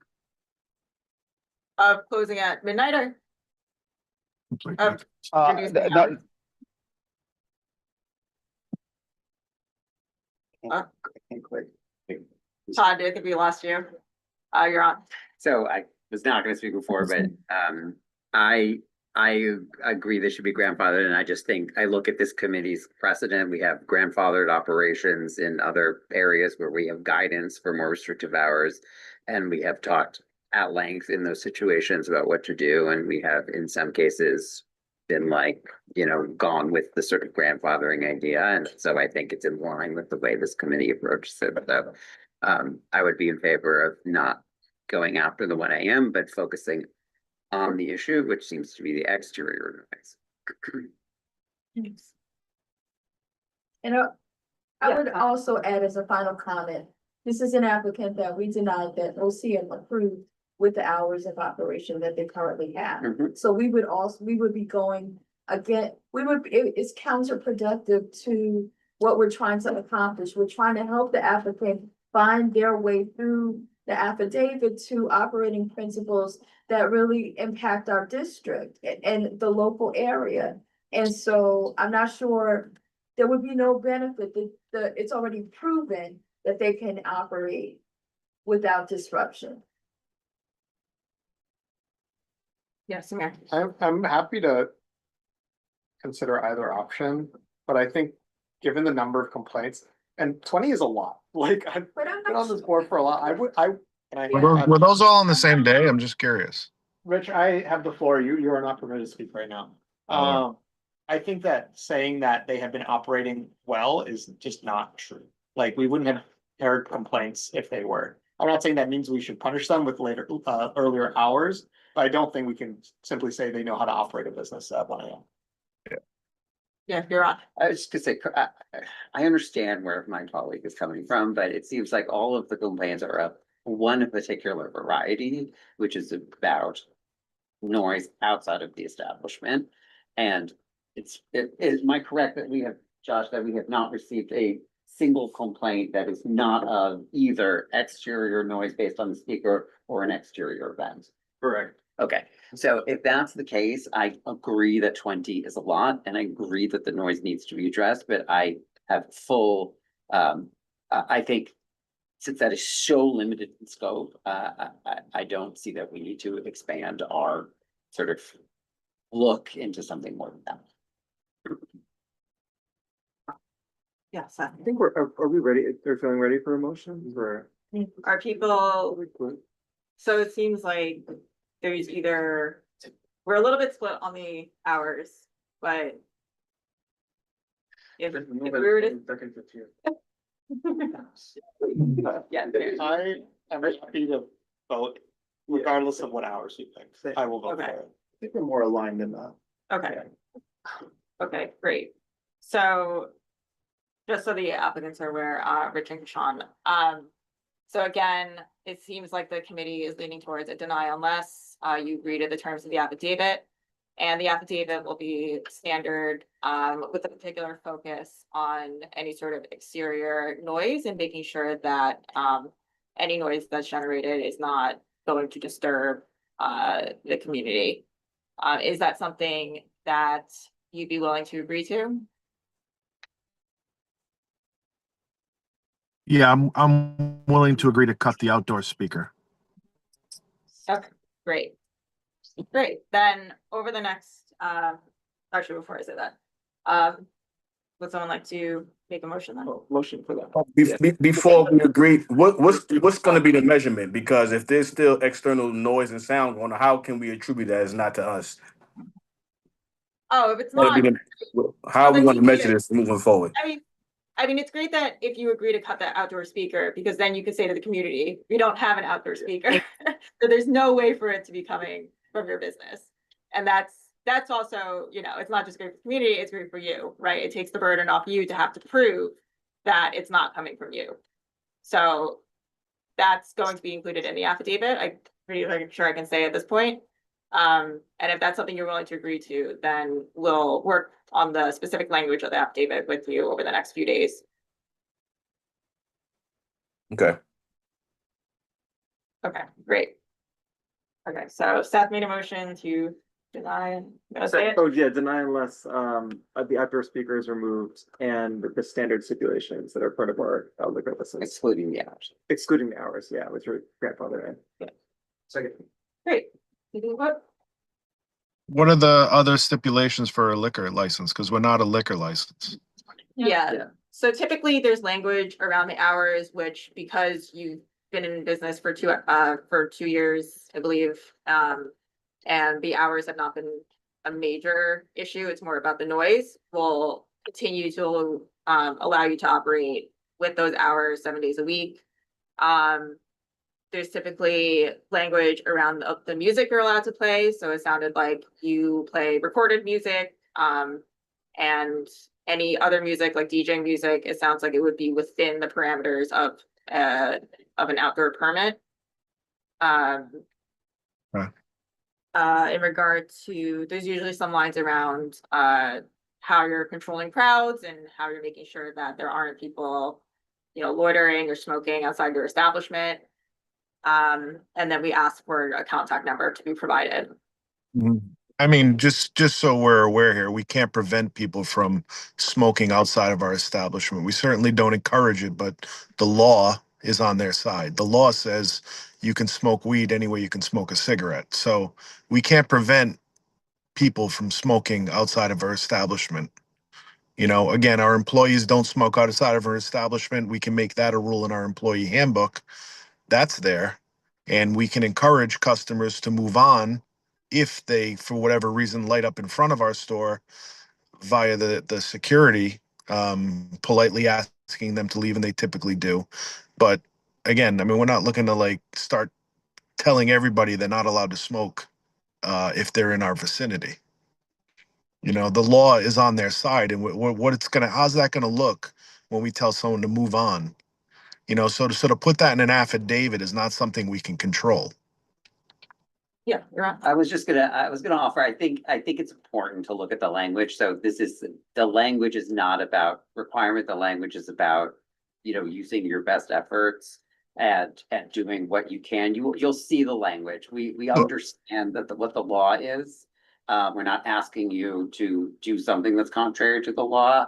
It is, I think this is a case where and as Jan has said, someone's going to work with you on the language over the next few days. So I think you just need to see the language, because I think you'll be more comfortable with it when you see it. Yeah, I just don't want a picture to appear in 3 months at our next renewal meeting, and it's like some kid smoking outside of our establishment. Like we can't control that. I understand you can't control it. You spoke earlier when Janice asked you, she asked, like, do you have security, like, that's encouraging folks? You know, I mean, I think it's We do. about Yeah, exactly. So We're not that- gonna catch every single person, is all I'm saying. We try our Yeah. best We to move them understand. that's all along, we to have. That's escort them. We understand. Sometimes We the understand. security goes on break 45 minutes a day, you know, so, Totally. you know, again, we, regardless of the sentiment that's been said here today, we are good corporate neighbors and we do listen to people. And we've had 0 incidents at any of our locations. We have stores in Massachusetts, 0 incidents. We have great reputations in the industry. So we have no problem following the law. We have no problem cutting the outdoor speaker and signing an affidavit to that effect. I just want to follow the law. I don't know what's going to be in the affidavit. We're not a liquor business, but we'll cut the outdoor speaker. And I'll certainly Yeah, sign. the point of this is, you know, we want you to work with the community so that, you know, you can run your business in a manner that's not disruptive to them. And they can feel comfortable with you being in the neighborhood and, you know, hopefully everyone can be happy. Perfect. So, okay, Right. So vote. yeah, take the vote. Okay. Christopher, Yes. yes. Yes. Kathleen, Yes. Elon, Yes. and yes, Sam, Yes. Seth, Yes. Todd, wrote in the chat that he's a yes. Rob, Yes. Todd is yes.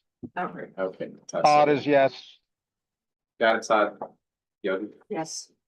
and Dave Shapiro. Yes. Okay, she passes. Great. Okay, so thanks, Sean. We'll be in touch with that affidavit. Okay, thank you. Take care. Guys, have a good one. Yeah. Okay, so back to the guidelines and specifically the revision of the questionnaire that we sent out to new applicants. So let's see. Sure, it's done.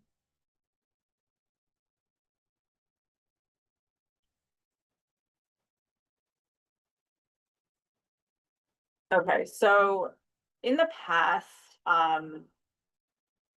when we were sending out the questionnaire, I believe there were some completion issues just because of the way that it was formatted, what we were asking. So I think it would be good for us to revisit that quickly and kind of see how we can, if we can approve a new version. So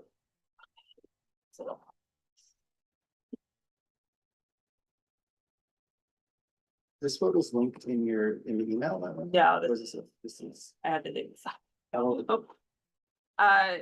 Yeah, so this is the old questionnaire that went out back in 2023 when we had like 100 applicants come to us. A lot of people didn't fill it out or didn't fill it out correctly or completely. So I think a couple of years ago I had taken basically taken a look at each of these sections. But it's asking for license type, the applicant name and contact information,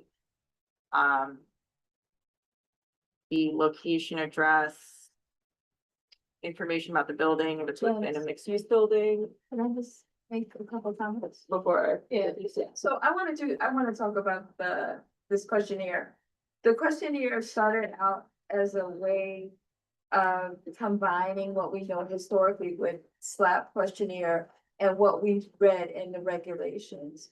I would say that primarily it could use a redo, right? But that the 74 applicants that responded, the primary issue is always knowing if they hold a lease or not. But most of the applicants were willing to fill out this application to the fullest degree possible. For sure. Which was remarkable, given everyone was, you have to remember, this was a time when everyone was scrambling for everything. Applicants were scrambling for locations, you know, and it was just, this is a first time process, a literal first time process. That's all I wanted to say. Thank you. Yeah, no, important context.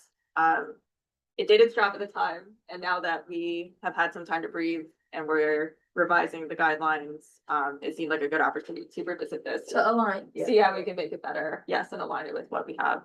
So, just to continue going through what existed previously, we asked about the building information. So like Catherine said, this is based on, you know, the questionnaire that we have for liquor. So you'll see some similar questions like number of floors and entrances and exits and the total capacity. We ask for landlord name and information. Yeah, the location type. Is this one shared with us? No. Okay.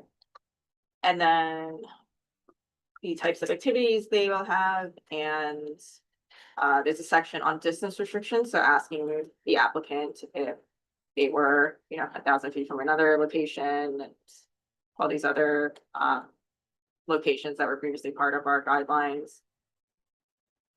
And then hours of operation. And asking if the applicant is willing to operate within certain hours if they're near the residence. And then getting to the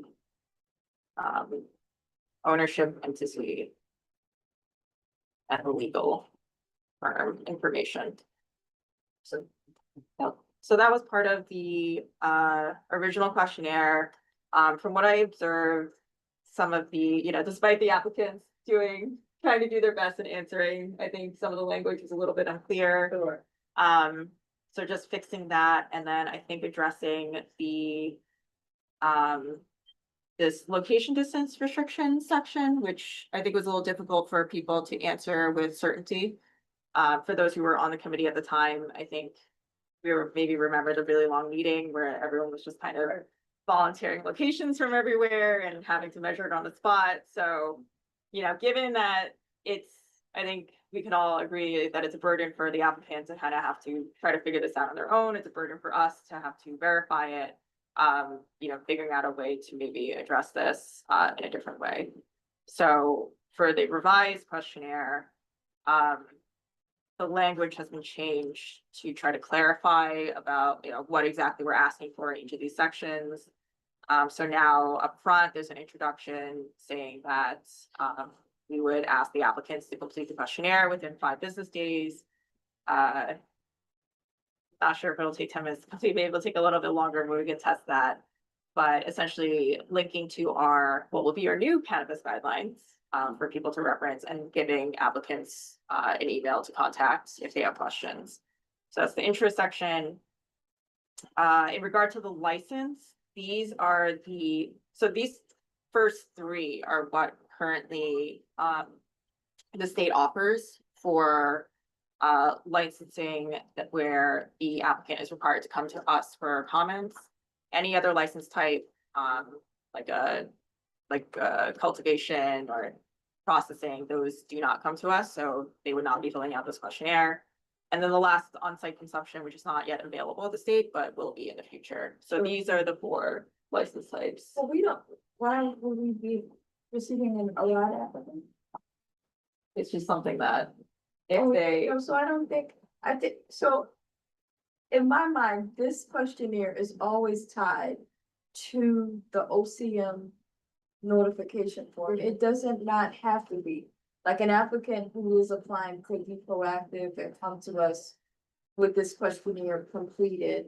But we don't hear applications for ROD, so I wouldn't put it in the questionnaire. I believe they're required to contact us, though. They're not. That's not what I read. Oh, we can clarify. So Josh, we can take that out if that's not true. Have you seen ROD applications? Have I seen What is a ROD? registered? A registered organization? ordinance. The medical. Sorry, say it again? The medical. Oh, no, we don't get those. But just because there haven't been any, right? Yeah, well, they wouldn't come through us. So this is something we can check. If that's not in there, we can take it out. Yeah, But I in just- general, Yeah, that's all. okay. Yeah. Just for my understanding, for the type of license, they are all mutually exclusive. You cannot be a retail dispensary and an on-site consumption. Those would both be true. On-site, Well, the question is, what license are you applying for today? So if you are a retail dispensary and if you are a retail dispensary, what you would be applying for is like a limited consumption license, like okay. it's slightly different. Oh, okay, which yeah, we because I'm can a man. add in. Yeah. they haven't rolled out on-site consumption Right, yet, right, right. but the legislation would permit them to be both in the same establishment. So it would be like a cigar lounge. Yeah. Yeah, I guess- would say you wouldn't be able to apply for more than one at a time. Got it. Yeah. That's what I, And that's that's what I a wanted. long way off. Okay.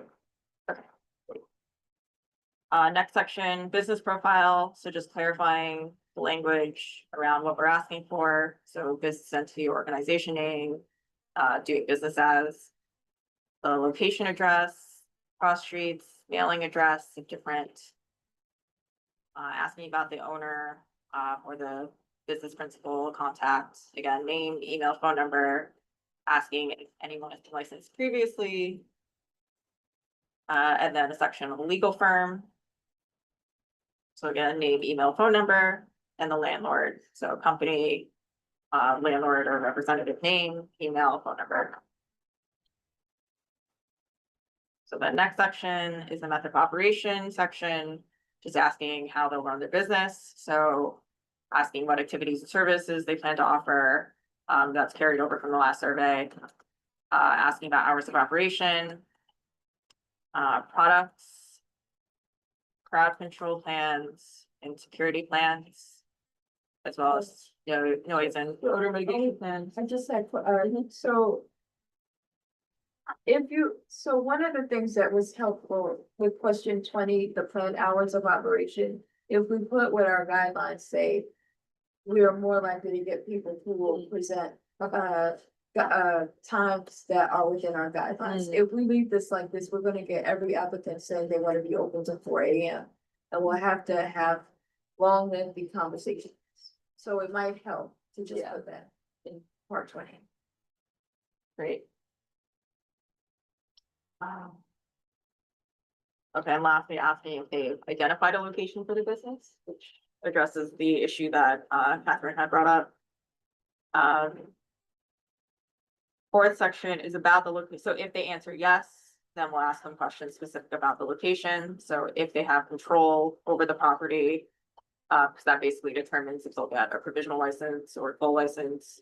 Sorry, but wasn't there already a section above about their landlord? So wouldn't that also go here? Because they might not have a landlord.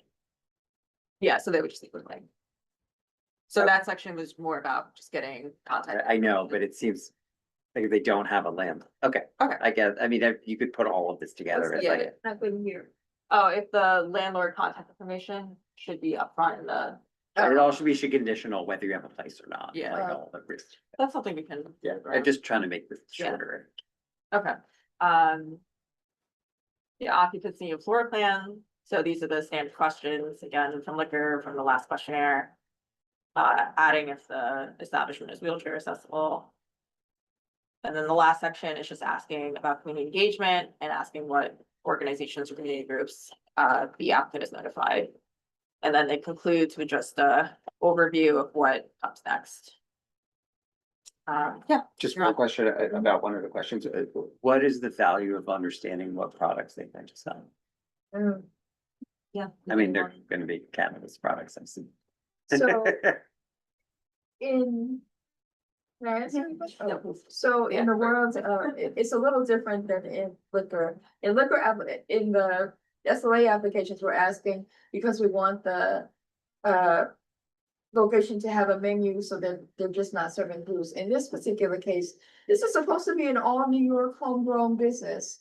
And we wanted to know some of the source, and we're learning. This is a learning, this is very new, this business of going to the store to buy. What are we buying? What are you able to buy? What does the legal quantity look like? So the product that you're selling is related to just understanding more about the nature of the business. I would say if our goal is to understand sourcing, we should ask about sourcing. Is what? If our goal is primarily to understand if their product is sourced from the state of New York, we should flat out ask that. Well- I just say like, what products are you selling? I think a lot of people will be like, oh, some this, that, and this. Right, like I just don't know that it's a specific enough question to get what we're trying to get at. Or it'll be a lot of industry jargon. Right. So if their goal is about sourcing, then I would ask about sourcing. What do people think about that? I think it's helpful for people to say something about their menu of products. I don't know that they have to, go into details, but I hear you. Yeah, maybe there's a way to say that too, just really generally. What do you plan to? May I ask, have we asked this previously and have we gotten data back for this question? Because I'm curious if it's, I'll be honest, my first reaction looking at that is we might just get a bunch of gobbledygook. Yeah. That's So what- Right. And so if we have a track record of like, no, actually, it's really great organized information, they're being really responsive, great. Or if we're saying like, oh gosh, it's just a mishmash of like, some people are really thorough, some people are not. Then I might opt for either removing it or maybe make it like some very high level closed-end question just to keep the data cleaner. What we didn't do is ask it in a questionnaire. We would ask it when we met with the applicant, and we would get various answers across a mixed, so it's a more qualitative question, so maybe it goes to the when you get on site or when you're meeting with an applicant to ask them more about their product. And usually a lot of times, most of them, they don't know what they're selling until Oh, so maybe we remove the question then. Like Yeah. if at this stage of the game, they actually don't know, then it's probably not a value. Yeah, so that's also an option. If any of these questions seem like they can be discussed offline, like after we've made contact, then as with surveys, the shorter the better, right? So, yeah, feel free to, take a scissors to the turner.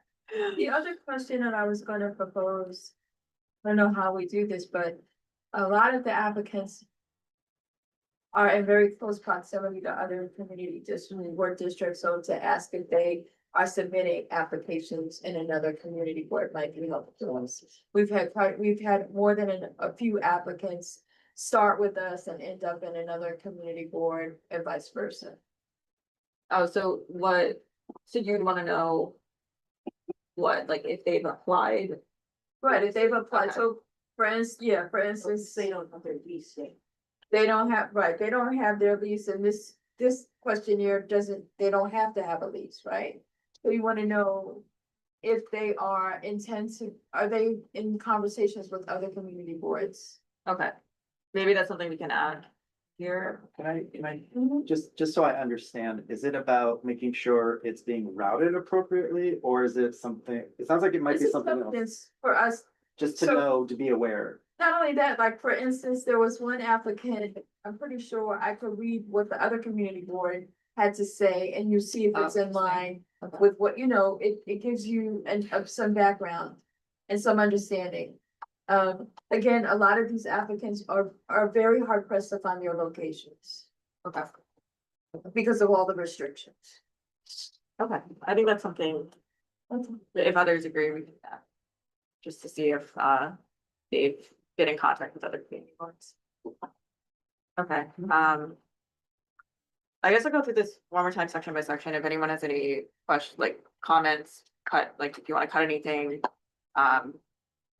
we'll go through as we, what? Zoom it a little. Oh, Yeah, sorry. It's hard. I'll move up closer to the.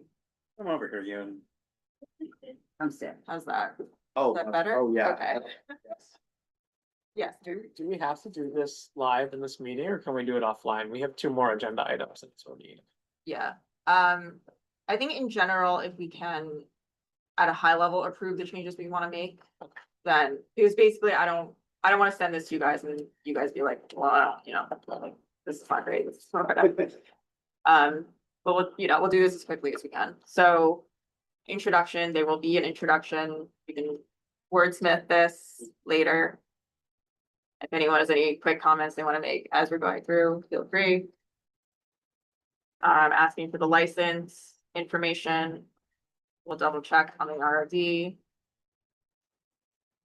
Business profile, so this is asking the business entity organization name, your business as, name, location, address, cross streets, mailing address.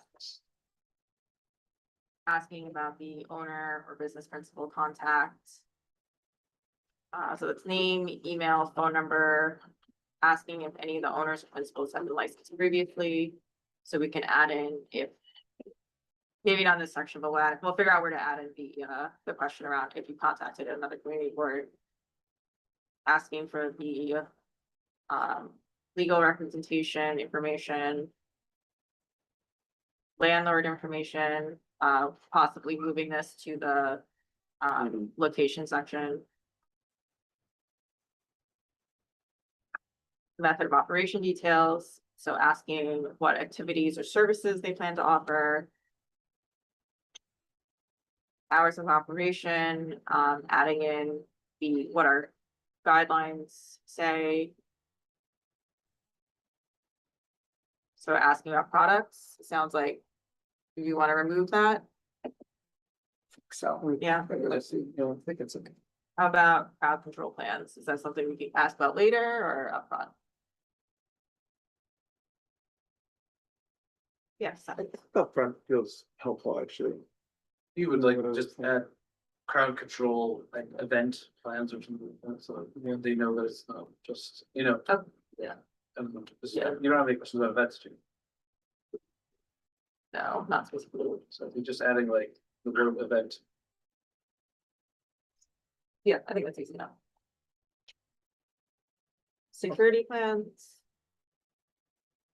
Asking for a brief description of that up front. Noise and odor mitigation.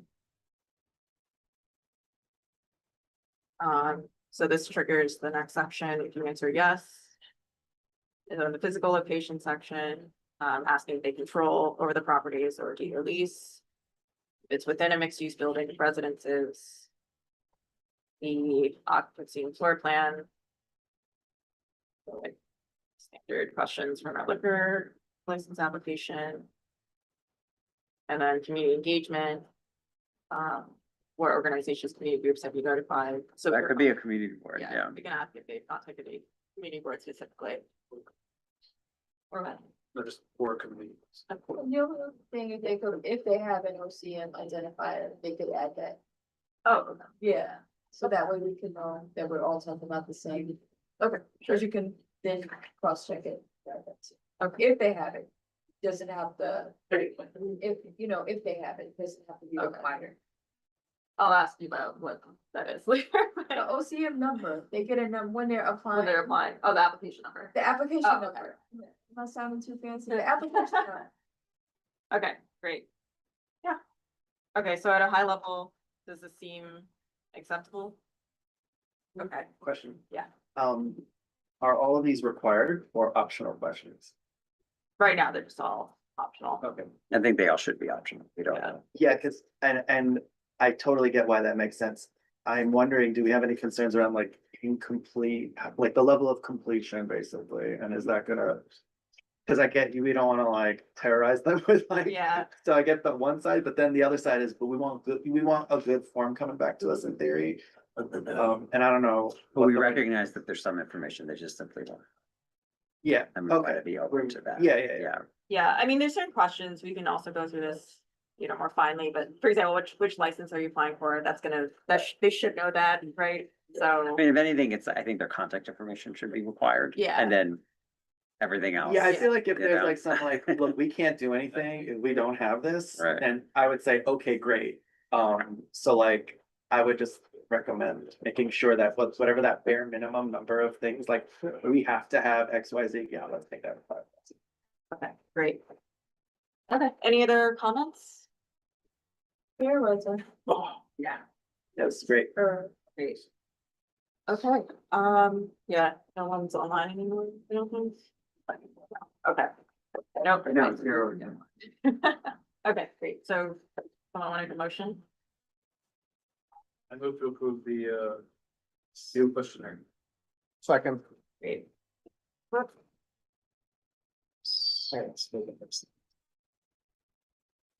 Yeah.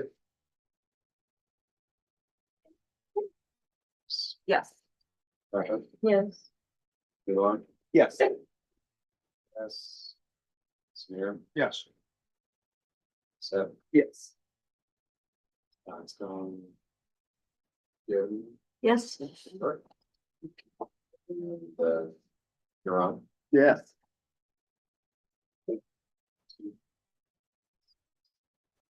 Motion passes. Great. Okay, so then moving on to third item, so discussion on revising our dining out review process. So. Okay, I'm gonna try to go through this presentation as quickly as possible. The slideshow button. Sorry, can I make a recommendation? Yeah. Just because we're at forum, that if we have a voting item and we do, because MSMX, if we do anything, will be a voting item, that we do it now, because we made this forum. Regarding. Well, that would be a vote. Is this a voting item? Yes. Oh, it is. Yeah. Okay, sorry. I didn't realize. Sorry. Also, I don't know if anyone has anything to add about MSFS from a slap perspective. But that's what I mean. But if they did, it would be a voting yeah, item. So I didn't realize this was a voting item. I was just saying we should move up the voting. item. Okay, again, we'll do this as quickly as possible. But essentially, before I start, as a reminder, you guys have seen this before, but when we're trying to think about how we're approaching things, we want to make sure that we're keeping people at the center of what we do, right? So that includes the applicant who wants the license with little to no objection, the community who just wants to make sure they keep living their lives, and then who wants to balance this. And in doing that, that means that we're trying to find common ground between the applicant and the residential businesses that are already here. So in terms of what success looks like, again, you guys were listening last month, they're trying to run operations. The applicant is trying to run operations responsibly and address community concerns. In an ideal world, the community in an ideal world will feel like the operation is well run and not detracted from the quality of life. And then we, as the mediator between these parties, will provide a informed recommendation about the applicant's method of operation. And I also added that we will do so in a sustainable manner, because when it comes to dining out in particular, with the volume of applications we've received, it has really been a challenge. So the current process, with liquor, again, you guys have seen some version of this. The applicant submits a notice. We then go back to the applicant, ask them to fill out a questionnaire. We file a 30-day extension, and we go out and post notices. The applicant completes the questionnaire while the community sends in their comments. We compile all that, review, do the site visit. We then schedule a community meeting if issues arise, and then we try to work things out and get the applicant to an affidavit that includes stipulations, right, that the community wants. Ideally, we do that before the slot meeting. If not, we talk about it at the slot meeting, get them to sign it afterwards. We write a resume about it, and then it gets presented to the full board and you vote. And cannabis is, follows that same. Now, when it comes to dining out, if this looks like a mess, it's because it is. Really, the takeaway is really that this process doesn't work for dining out, and it's because the dining out requires such a short turnaround with like 30 or 40 days, and we can't ask for an extension the way we can with liquor and cannabis.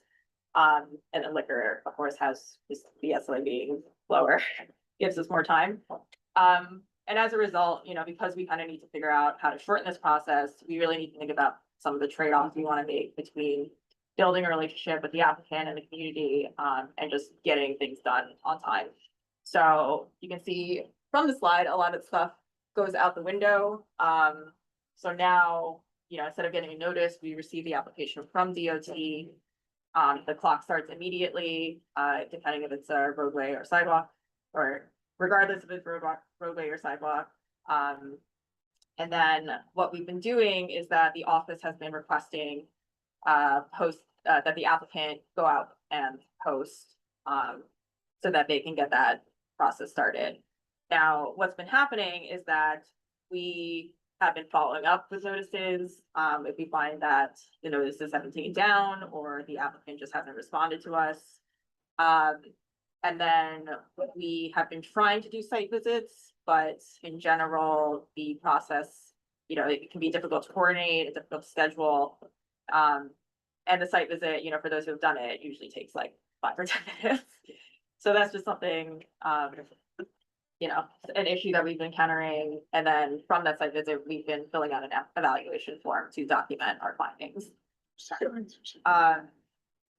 Continuing on with our usual process, we're not really doing any community meetings just because there's not enough time.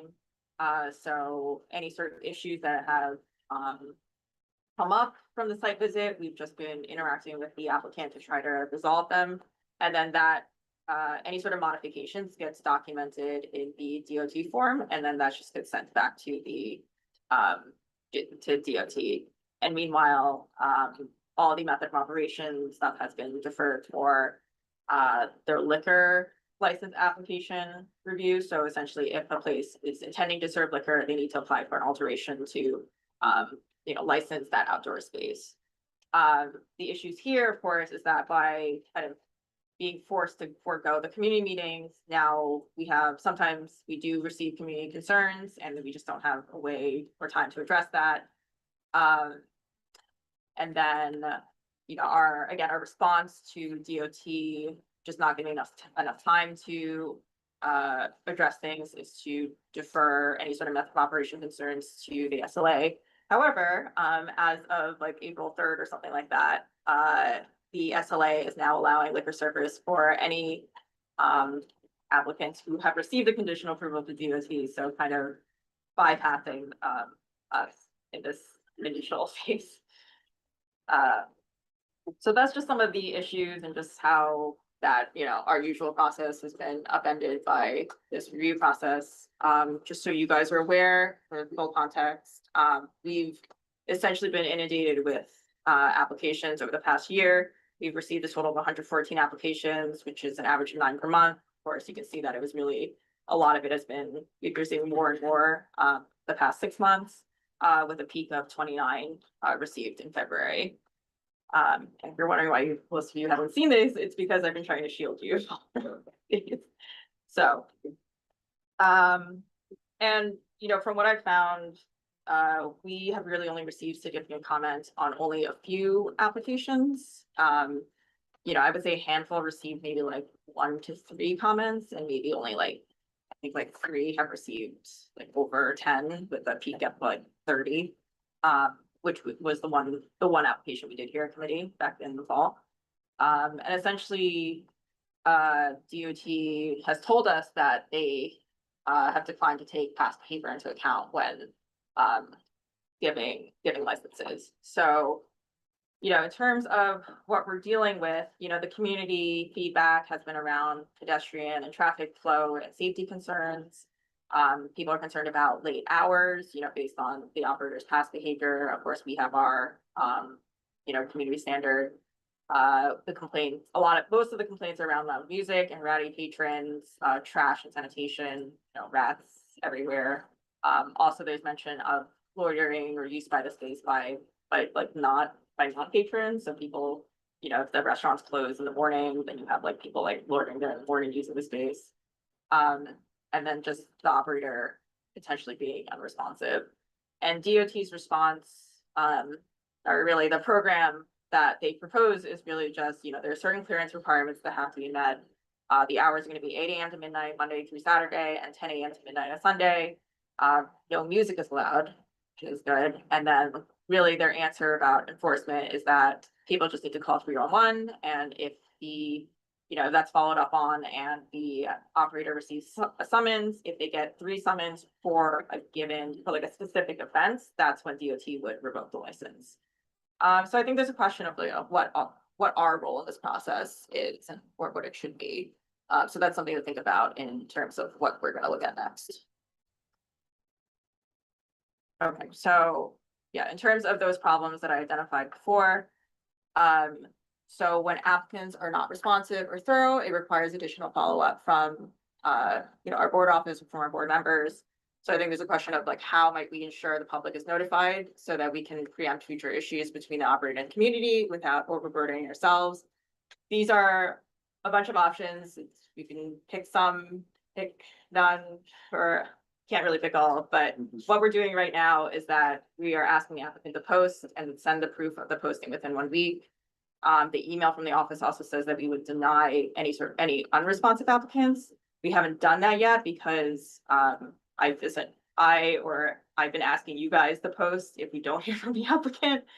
And then sort of the other options we can consider is, that we go out to post right away without waiting for the applicant, or no matter what, we go out 2 weeks later and just post to make sure that the community receives it sooner.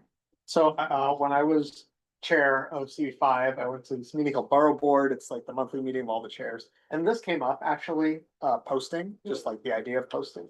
We were the only community board in Manhattan that posts for anything, for liquor or for dining out.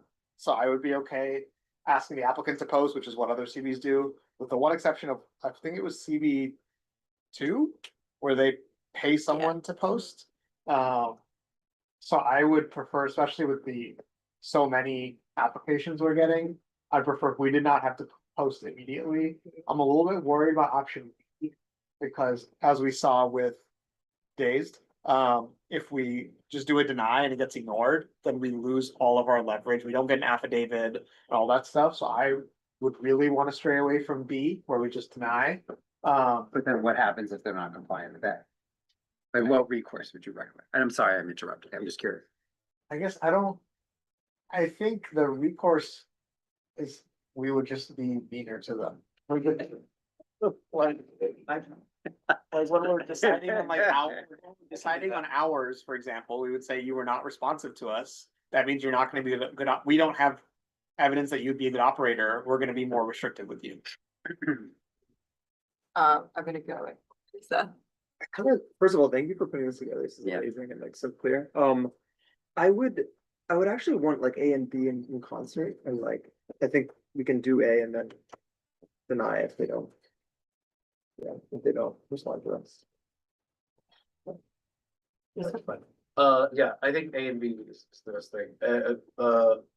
I mean, we shouldn't have to post, I don't know, maybe the denies unresponsive, maybe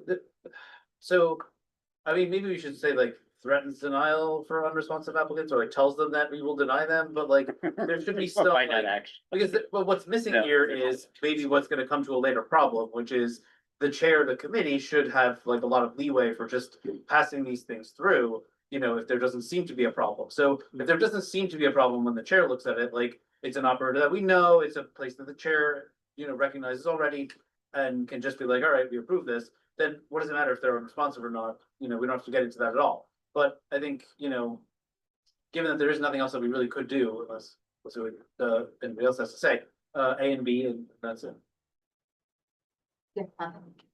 So this is just about public posting in the street. It always go to, is there gonna be some posting on through the newsletter and on the website? Yeah, it gets posted on the. And so the purpose of the posting, and I wanted to say, one of the most profound things to me is I have run into postings in other community boards.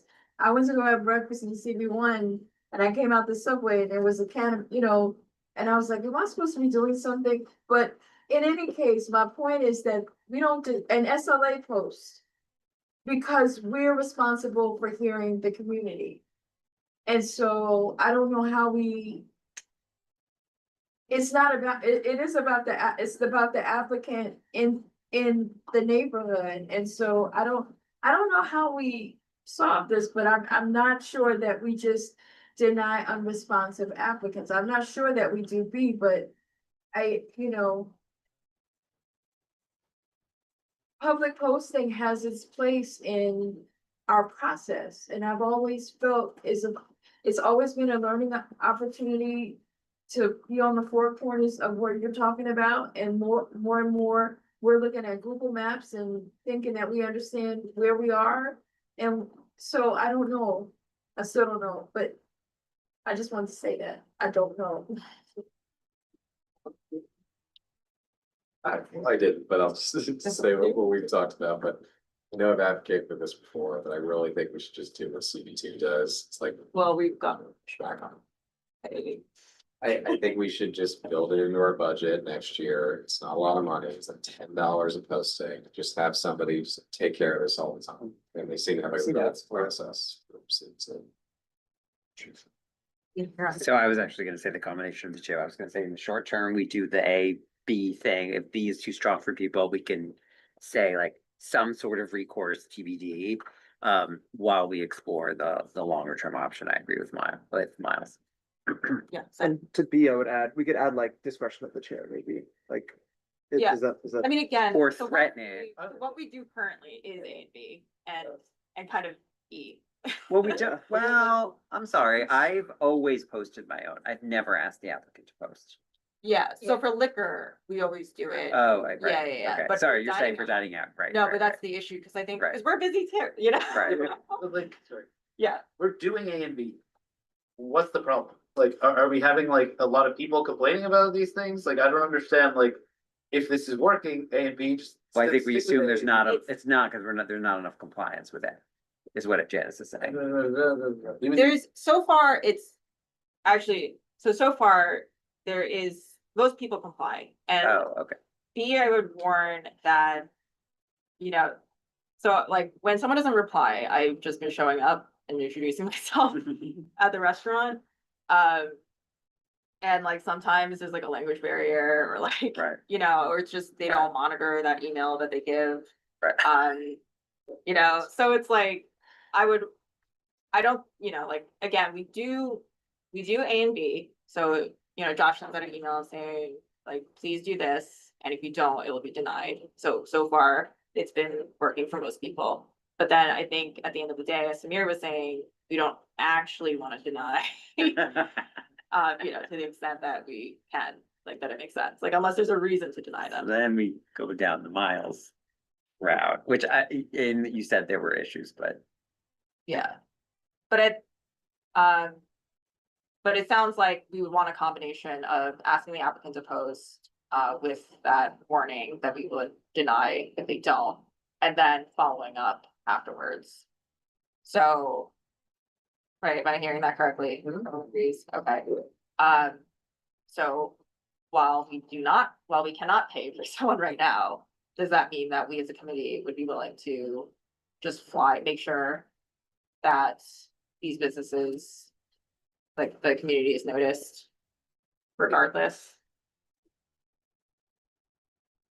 Well, how would we do that?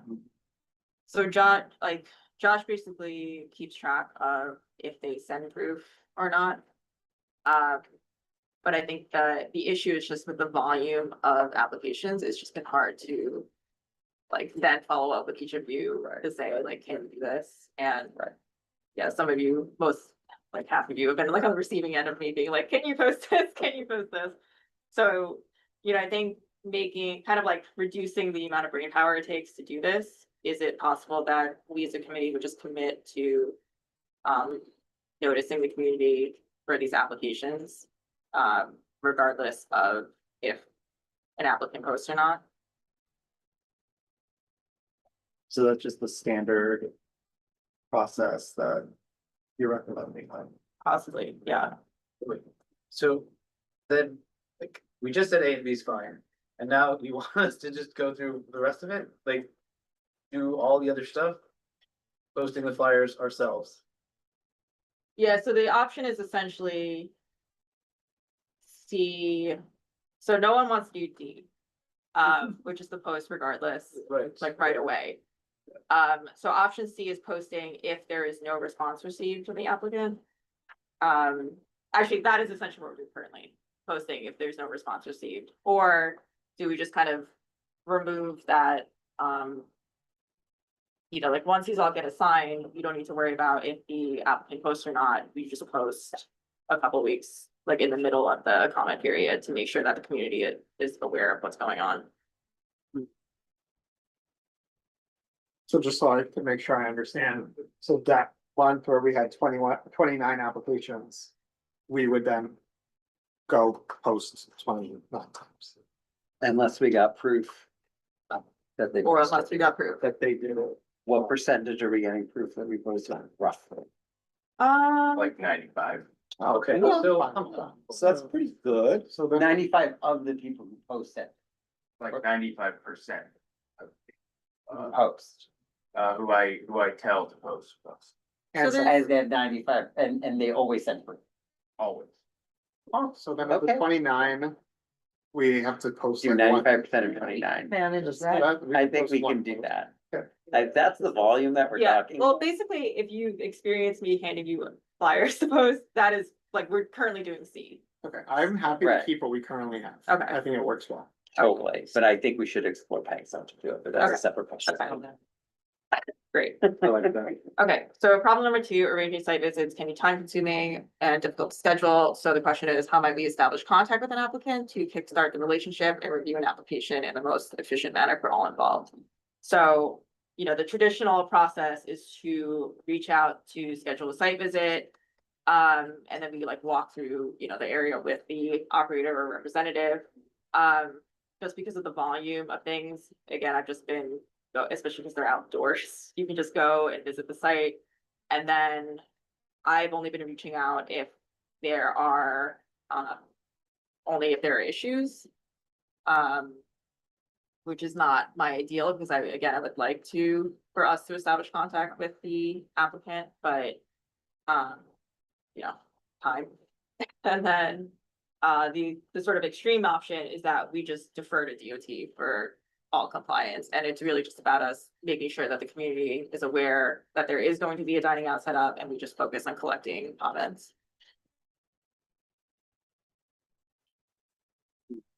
It's a tough one, right? Because ideally it would be E, but we understand you more than anyone else in this room that DOT, we believe that DOT is not really on it, and they're not going through the applications as rigorously as we like. So this is a really tough one. Sounds like they're offloading work to. Well, ideally, we would say is questions of compliance, like how big the structure is and whether it has music or not, that has already been vetted. And our job is to say, is this right or not right for the community, which is what a community board is. It's not to, you know, assess compliance. We don't assess an SLA applicant's compliance with liquor law, right? That's not what we do. There's a practicality, as Janice well knows and has expressed, that DOT is maybe not doing that. So I don't know what the best reception is. Sorry, I mean, why not just only do the site visits if we have comments? And we know. If we have what? If we have comments, then we do the site visit because it's part of a process that we are gonna engage in, like dealing with whatever the comments are. But if no one has commented at all, then why not just? But don't we know that pretty much no one has commented on all 114 applications that we've gotten, but many more than that have been, we believe, perhaps not compliant. I won't say they're not compliant, but I think there's just little things that they don't realize it's not compliant, like blocking a secondary door or something. Right. And that's, you know, that's only been like 1 or 2 applications. And then sometimes DOT just makes their own executive decision on things, I found. So. I'm Like, sort of the saying point that is to there's not 2 waste separate time. things. Well, I'm saying there's Then- 2 separate things. There's what the community wants, Yep. and there's actual compliance with the law. And Yeah, and I think where, you know, where the community could come into play is sort of like that issue with the issue we've heard at committee last fall. Right. Where the residents were like, this is a really busy hotel that hosts Central like Park South. VIP Yeah. clients, right? And, you know, despite your setup being in compliance, we feel that given the events, that, you know, your footprint is too big or something like that. Of course, we, you know, in the committee, I think disagreed as to whether we should ask them to reduce, you know, because they were compliant. And so that's, you know, if that's something that the committee continues to not agree on and like should discuss, then that might be something to continue to consider. Wait, let me, I think, man, I'm like stuck between the most extreme options, which is A. Because when I have done site visits, by scheduling it, stuff. I see stuff Of and I tell course. them and I'm Of like, course. you know, this is too close to the Link NYC kiosk. And like, oh, I didn't know that. Exactly. But, and so you know, there is value there and I have a relationship with them now, so I can call them and be like, hey, I did your site visit, fix it. But on the other hand, you know, like that's not our job and the DOT should be doing it. So if I had to pick right now, I think I would stick with what we're doing now, which I think is A. Or at least what I'm doing now, which is A, when I have to do these. Because I do think it's worthwhile for the personal relationships, is like, look, your stanchion is too far into the sidewalk, can you move it? They're more likely to move it than me reporting it to the DOT and then waiting 3 months or whoever knows how long, to fix it. So I would prefer if we did A. of these options, at least right now, you know, once we have a potentially new mayor and a new budget, maybe the DOT will do better.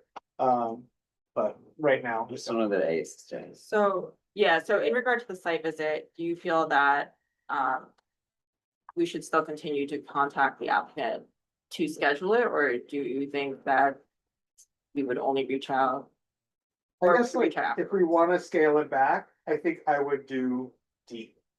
Of these options.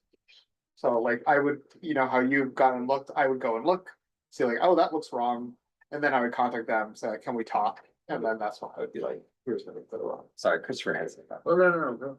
I was just gonna say, like, I know it's what you've been doing and sometimes we have to do it that way. I just feel like if you can't ask the person, like, you show up to a site and you're looking at a plan, let's say the structure, I mean, early on, there were structures there that were holdover structures that were not at all like the new structures, so there's that confusing part, but, so let's say there is a structure there.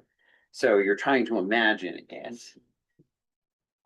I think there's still a lot left that a human needs to answer for you to like know, but it's better than nothing.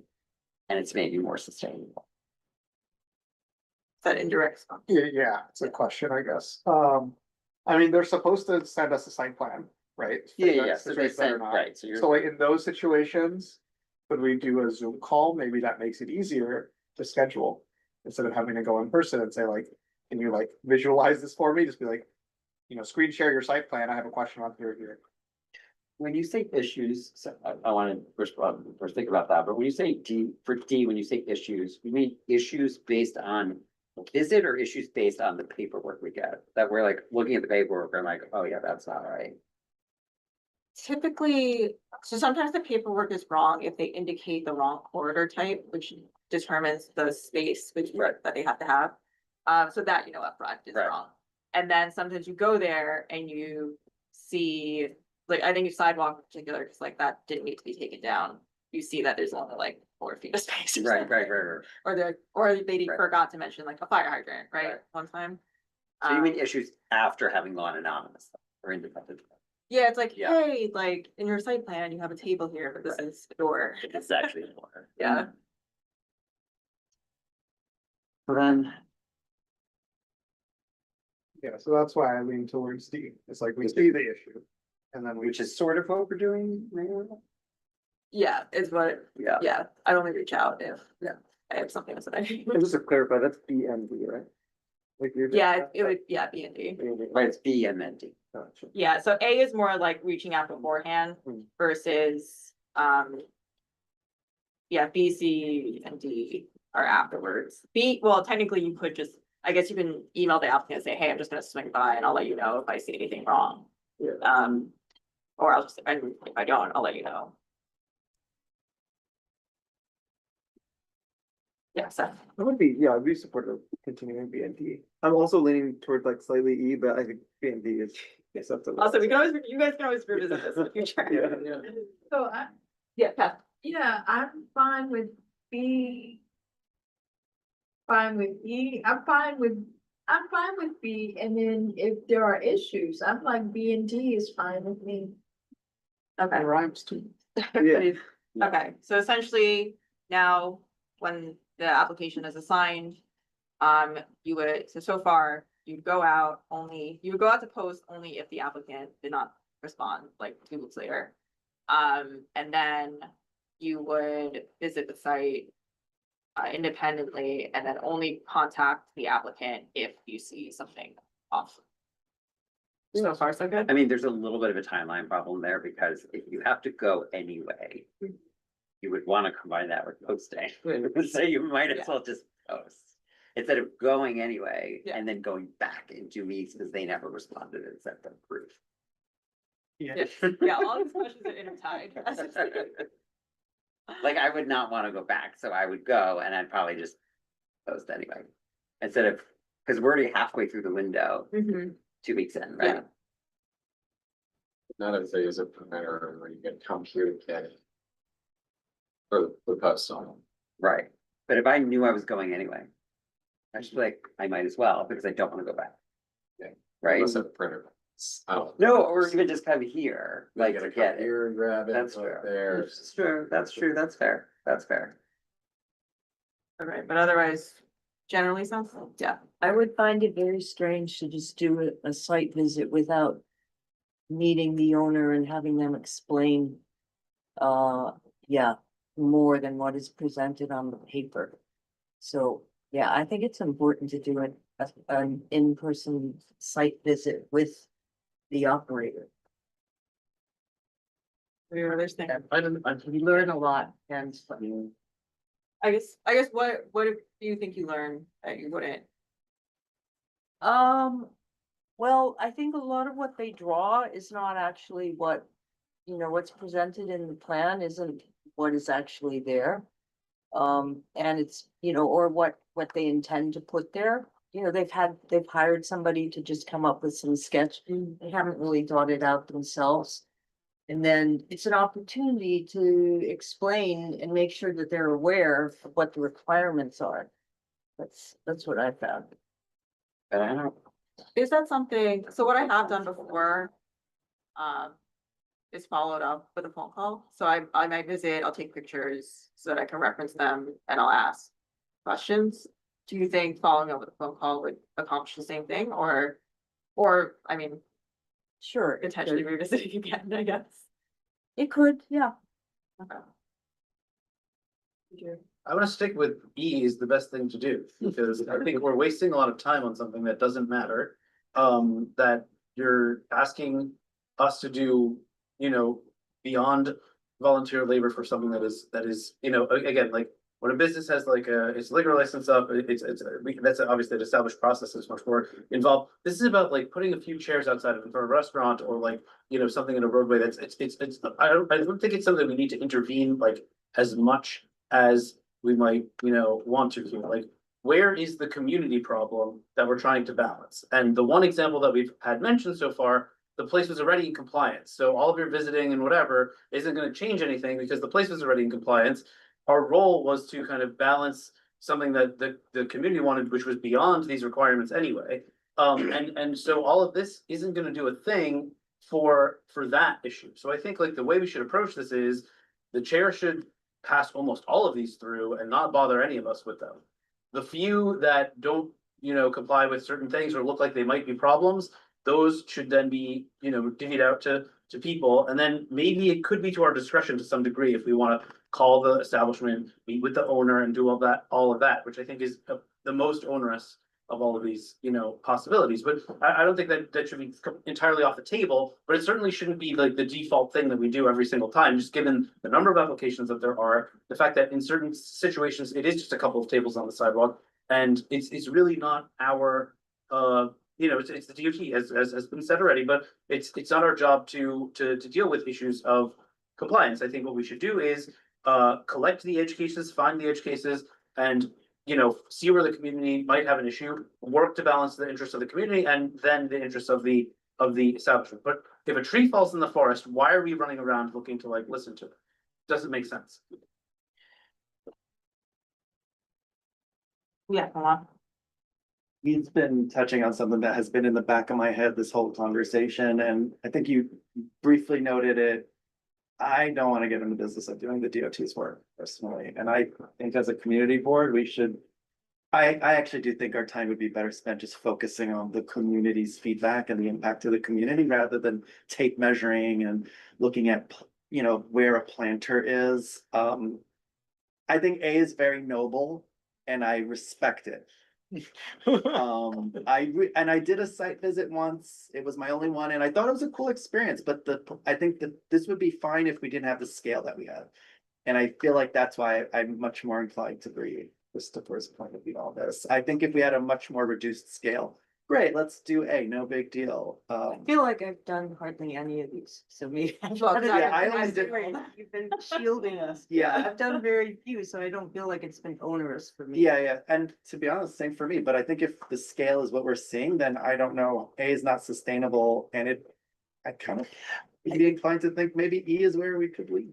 Yeah, I think I'd maybe agreeing with Juan for different reasons. I don't look at it through the lens of like labor. I look at it through you said something, Jordan, that I think sort of clinched it for me, where you were like, I don't actually, I really don't think it's our job to know the regulations in that we are giving owners advice as to whether they are in compliance or not. To me, it's like, I don't do, like, at a liquor license, I don't show up and say, oh, your bar is too close to your door or whatever. Like, that is all SLA's business and not mine. And it starts to make me really uncomfortable when we are requiring our own community members to have deep knowledge of the regulation and also giving what in a sense is legal advice to owners that we have kind of no business giving them.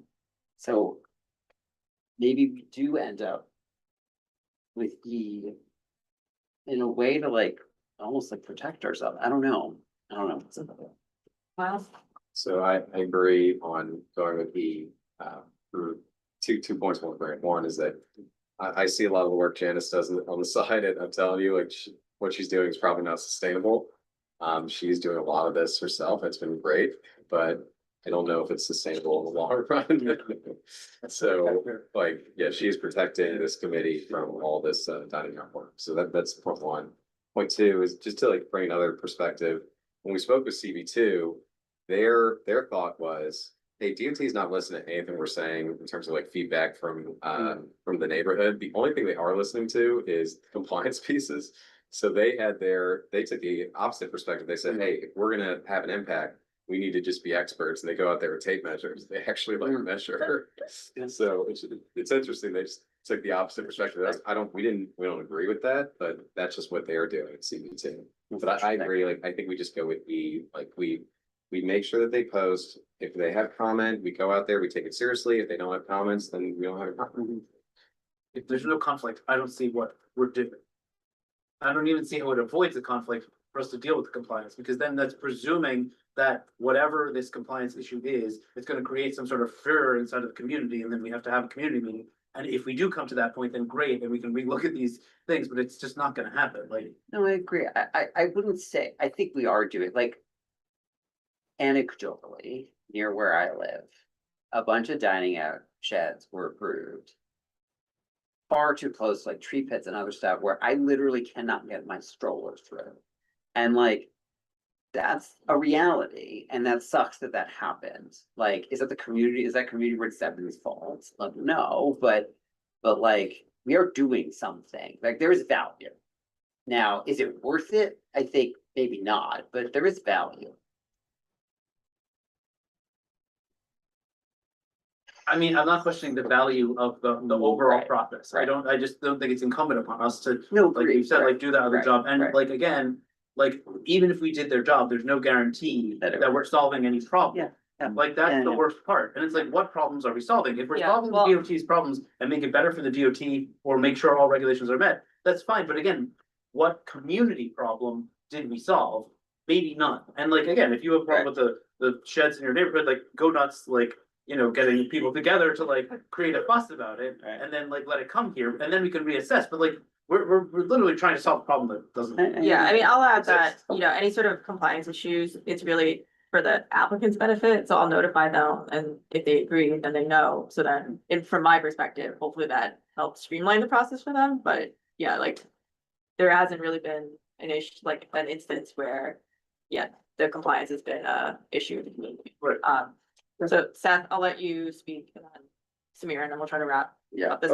I just wanted to say I've been like converted to E, so. Okay. Supporting that. Samir. I just wanna know how many more problems we have. 99. Just 5. More problems. So are we leading towards E now? Yeah. That we focus. So now we're not gonna do site visits. I can see. Okay, so we're not gonna do site visits. We're not gonna reach out to the applicant now, it's like, unless we hear back regarding comments.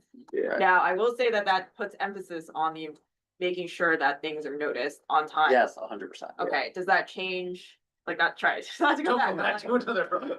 No. like, does this change the timeline a little bit? What did we decide? Like, now, if we're not gonna look at the application, if we're not gonna care about compliance, and we're just gonna go back to seeing if there are any comments from the community.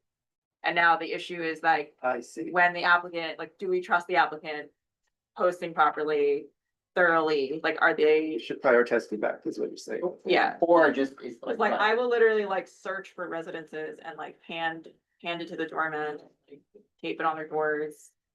Which is not, I don't think any applicant, almost any it's applicant does, yeah.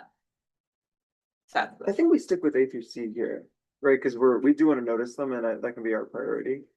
Well, I think what Janice is saying is that we will do a more thorough, if we do it, we will do a more thorough job of noticing than if the applicant sticks it on. yeah, four so corners. it's really just C, does that change, if we post regardless, or if we post only if we don't get approved from the applicant?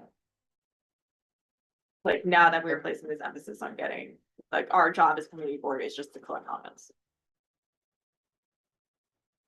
I mean, I don't see why it's changed. I mean, it's fine. They're gonna give proof. We said 95% of people comply with the proof. Yeah, but mean, it's a thoroughness issue. But, well, I mean, now we need proof of their thoroughness in addition to the proof, like. Well, 'cause they are only, actually, well, they're not even, it's not even like liquor where they are required to post. Yeah. So we've just been asking them under threat of denial. To post on the four corners and their own establishment. So it's really, that's what they're required to do. We as community board members. Ideally should be going out, going to finding the residences. Which is what we do for liquor. Yeah. Again, I don't, like, the connection here seems to be kind of troubling, because it's like, how thoroughly you go through a neighborhood versus like whether you talk to the business owner. Like, I don't know why these are particularly connected. We agreed that on the posting thing, and we should stick with the posting thing that we already like talked about. And like, I don't know, like, you know, we've all said that like, we'd be happy to pay for people to post, but like, you know, I don't know, unless it's like an incredibly narrow number of cases. It's very few cases. I guess no one has a problem with like one posting every few months, like if people in the committee.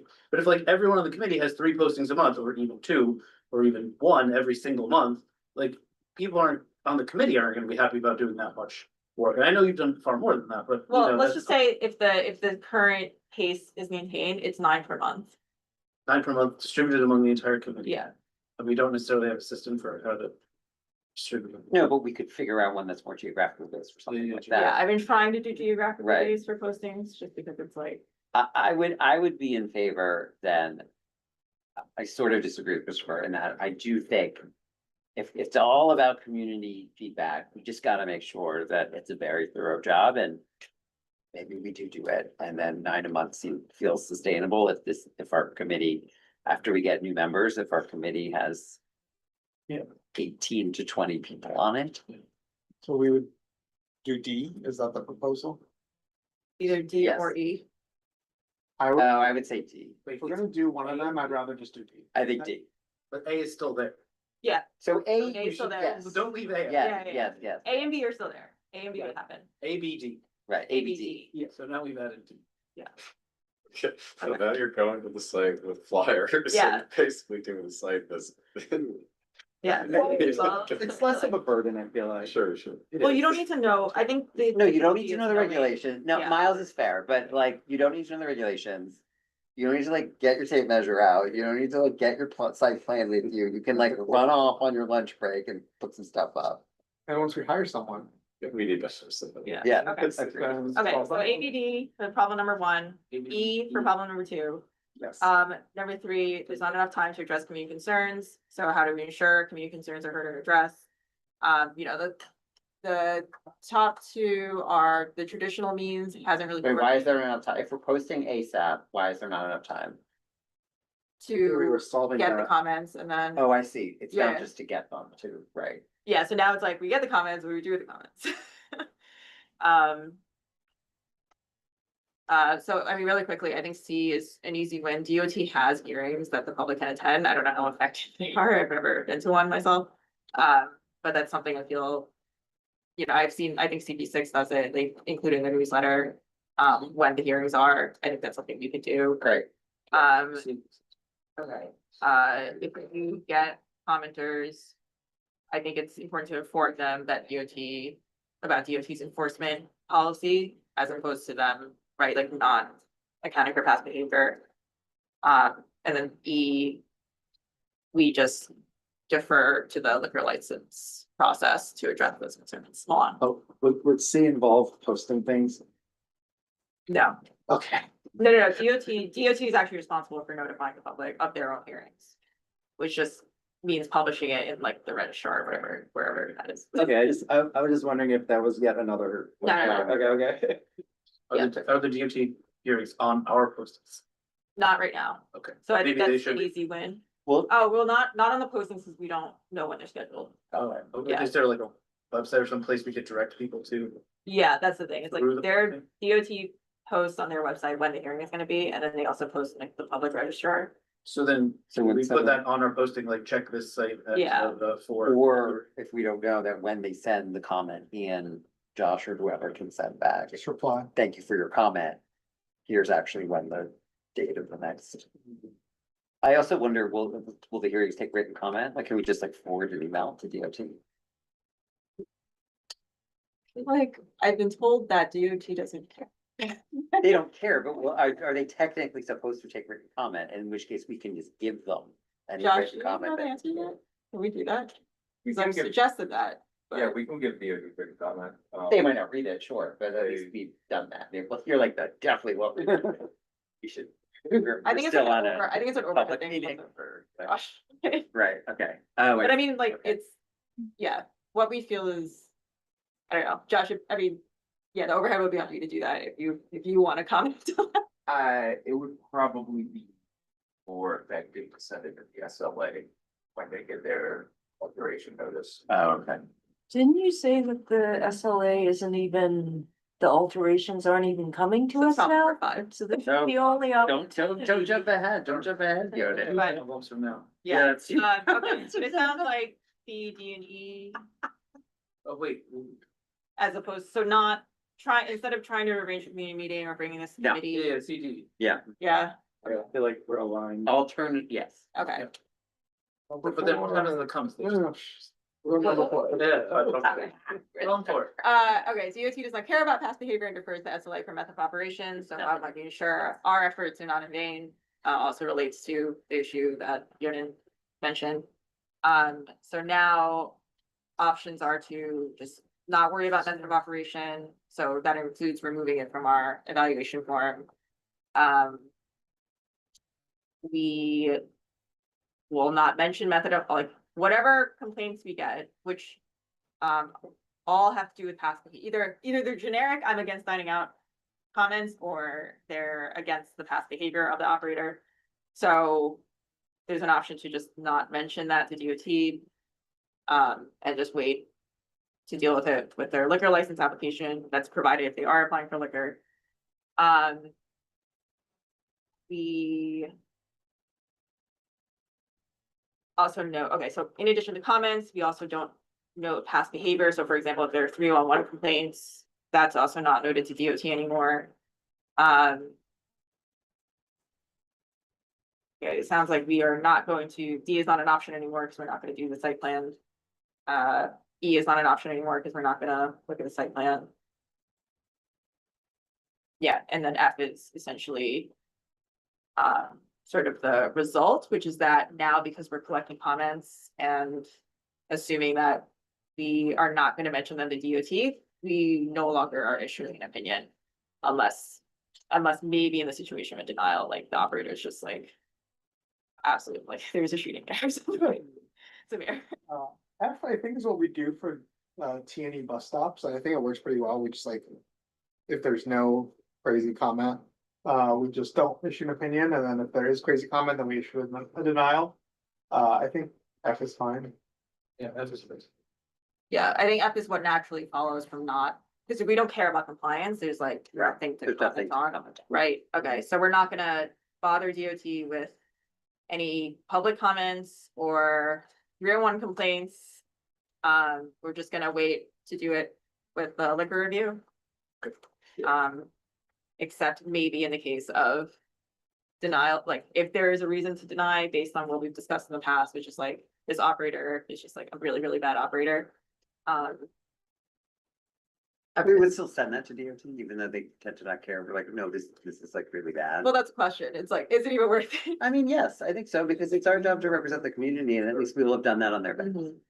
Okay, And even if DOT doesn't care, I think it is our job. If it's an egregious situation, I think it is our job. Okay, so yeah, then we're not issuing any, we're already decided not to issue approvals, because that would just be a no comment. But also because we're no longer suggesting modifications, there's also will not be any approval of modifications. issued. Correct. Yeah. I had a question. So.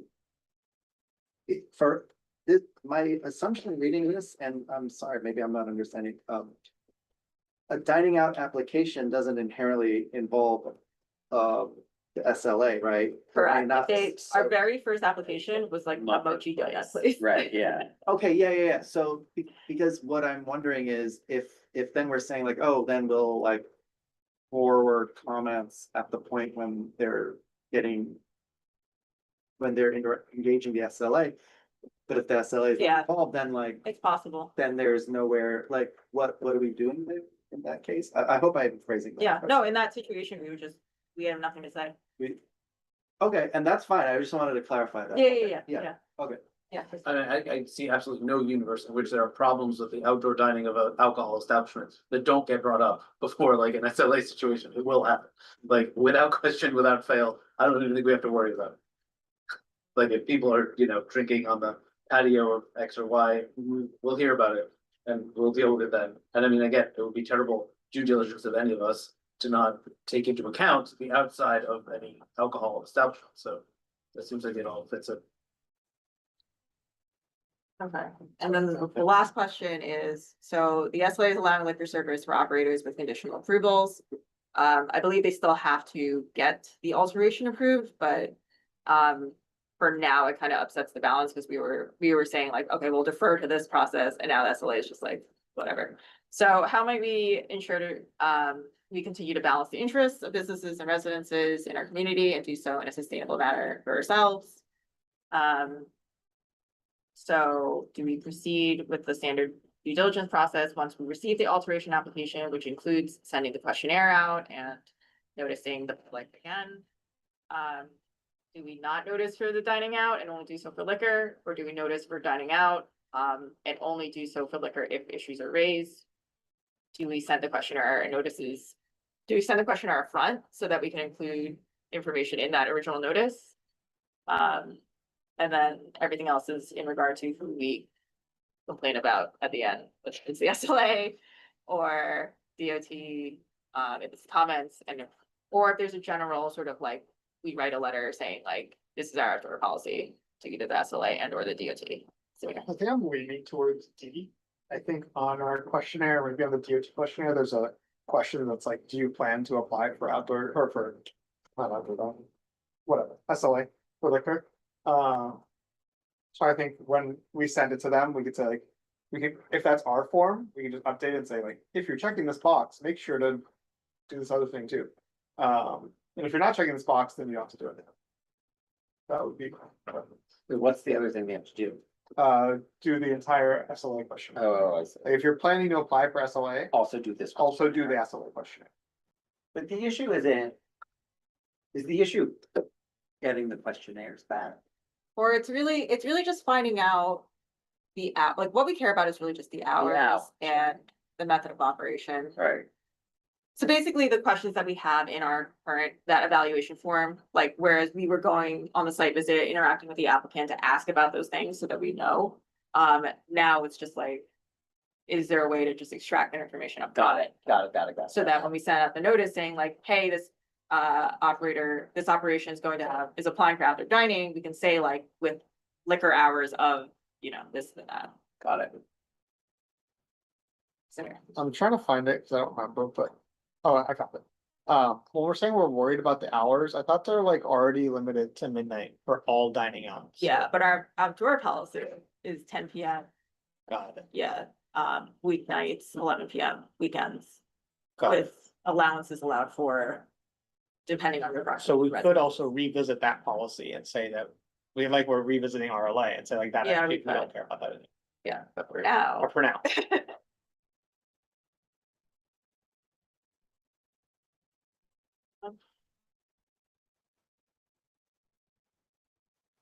Might be getting late. I'm having. I know, this process is really, I It's just think annoying. I think D Yeah. is fine. I'm trying to work out the timeline. So that is the thing, because it Because they delays have the to, notice. right, it's delayed, so that Yeah. we can't notice ASAP. We have to wait for the questionnaire to get back, because the notice is either a double notice or a single notice. Now, typically, how long do we give them to fill out the questionnaire? However long, because with liquor, it's not an issue, time is not an issue with liquor most of the time, But now we'd have to be like, within a week, within a week, yeah, you have to tell us this information. yeah. Do we think so I'm all for D if we think we would get compliance. I think it could be no more than 7 days. Cause then we would be noticing on the 7th day, either the double notice of the liquor and the dining out, or just the dining. Oh. maybe too bad. If we think that they would comply within 7 days, sure, but otherwise I'm starts to get weird with timeline. I mean, or you do like, if they have it, great, it's included in the notice. If they don't, then we have to notice again with the hours or something like that. Or, I just think that's not possible. I mean, that's not scalable. to notice it again when To the, like, notice when the it alteration again comes with up, the, yeah. right, Why is that not? cause wouldn't that be, we're already like thinking we might struggle to get. To notice once, how are we gonna notice twice? Hmm. Yeah, I mean, Yeah. the only one I feel strongly about is I don't wanna do. Because What is B? basically, we don't notice for dining out, we only. No, notice- right, we talked about the I importance, definitely don't wanna do that. because we're not doing any, because of the importance of, I think that's off the table. I'm given okay with it previous being that one. conversation. I don't have strong feelings. Okay. Oh. Yeah. I just want to make sure, I think I'm understanding, we want to ensure that we have a timeline. Sort of order of operations such that we're not like having to do duplicative work going out posting twice, right? So Well, and right, so in my late night mind, because I'm getting tired here, so I think whatever option allows us to be more efficient with the posting, and if that means forcing a timeline on the applicant to fill out things so that we can be more efficient, I'm super. all I'm saying is we just need to be realistic about whether that will actually happen, and I don't know the answer. Got it, okay. I mean, it sounds like, so C and D are the ideal. So ideally, we would send the questionnaire, I'll get a response, they include it in the original notice. Yep. With the dining out. And then we might only notice again if there are issues raised, or that might not even be necessary if we get the proper Or no, we'd comments, have to right? notice again, because we've done notice for both at that point. If we have the hours included the Right. first time around. Right, If we don't, then right. You we would, notice right, again. we'd have to. Okay. Okay, so yeah, it's a combination of C and D. I think it's one of those things we'd have to start and see if it works. Yeah, Are they yeah. getting back to us fast Yeah. enough? That we can get the notices up Yeah. fast enough? Okay, so Or that's are we having something, to always do it twice? yeah, okay, and the questionnaire,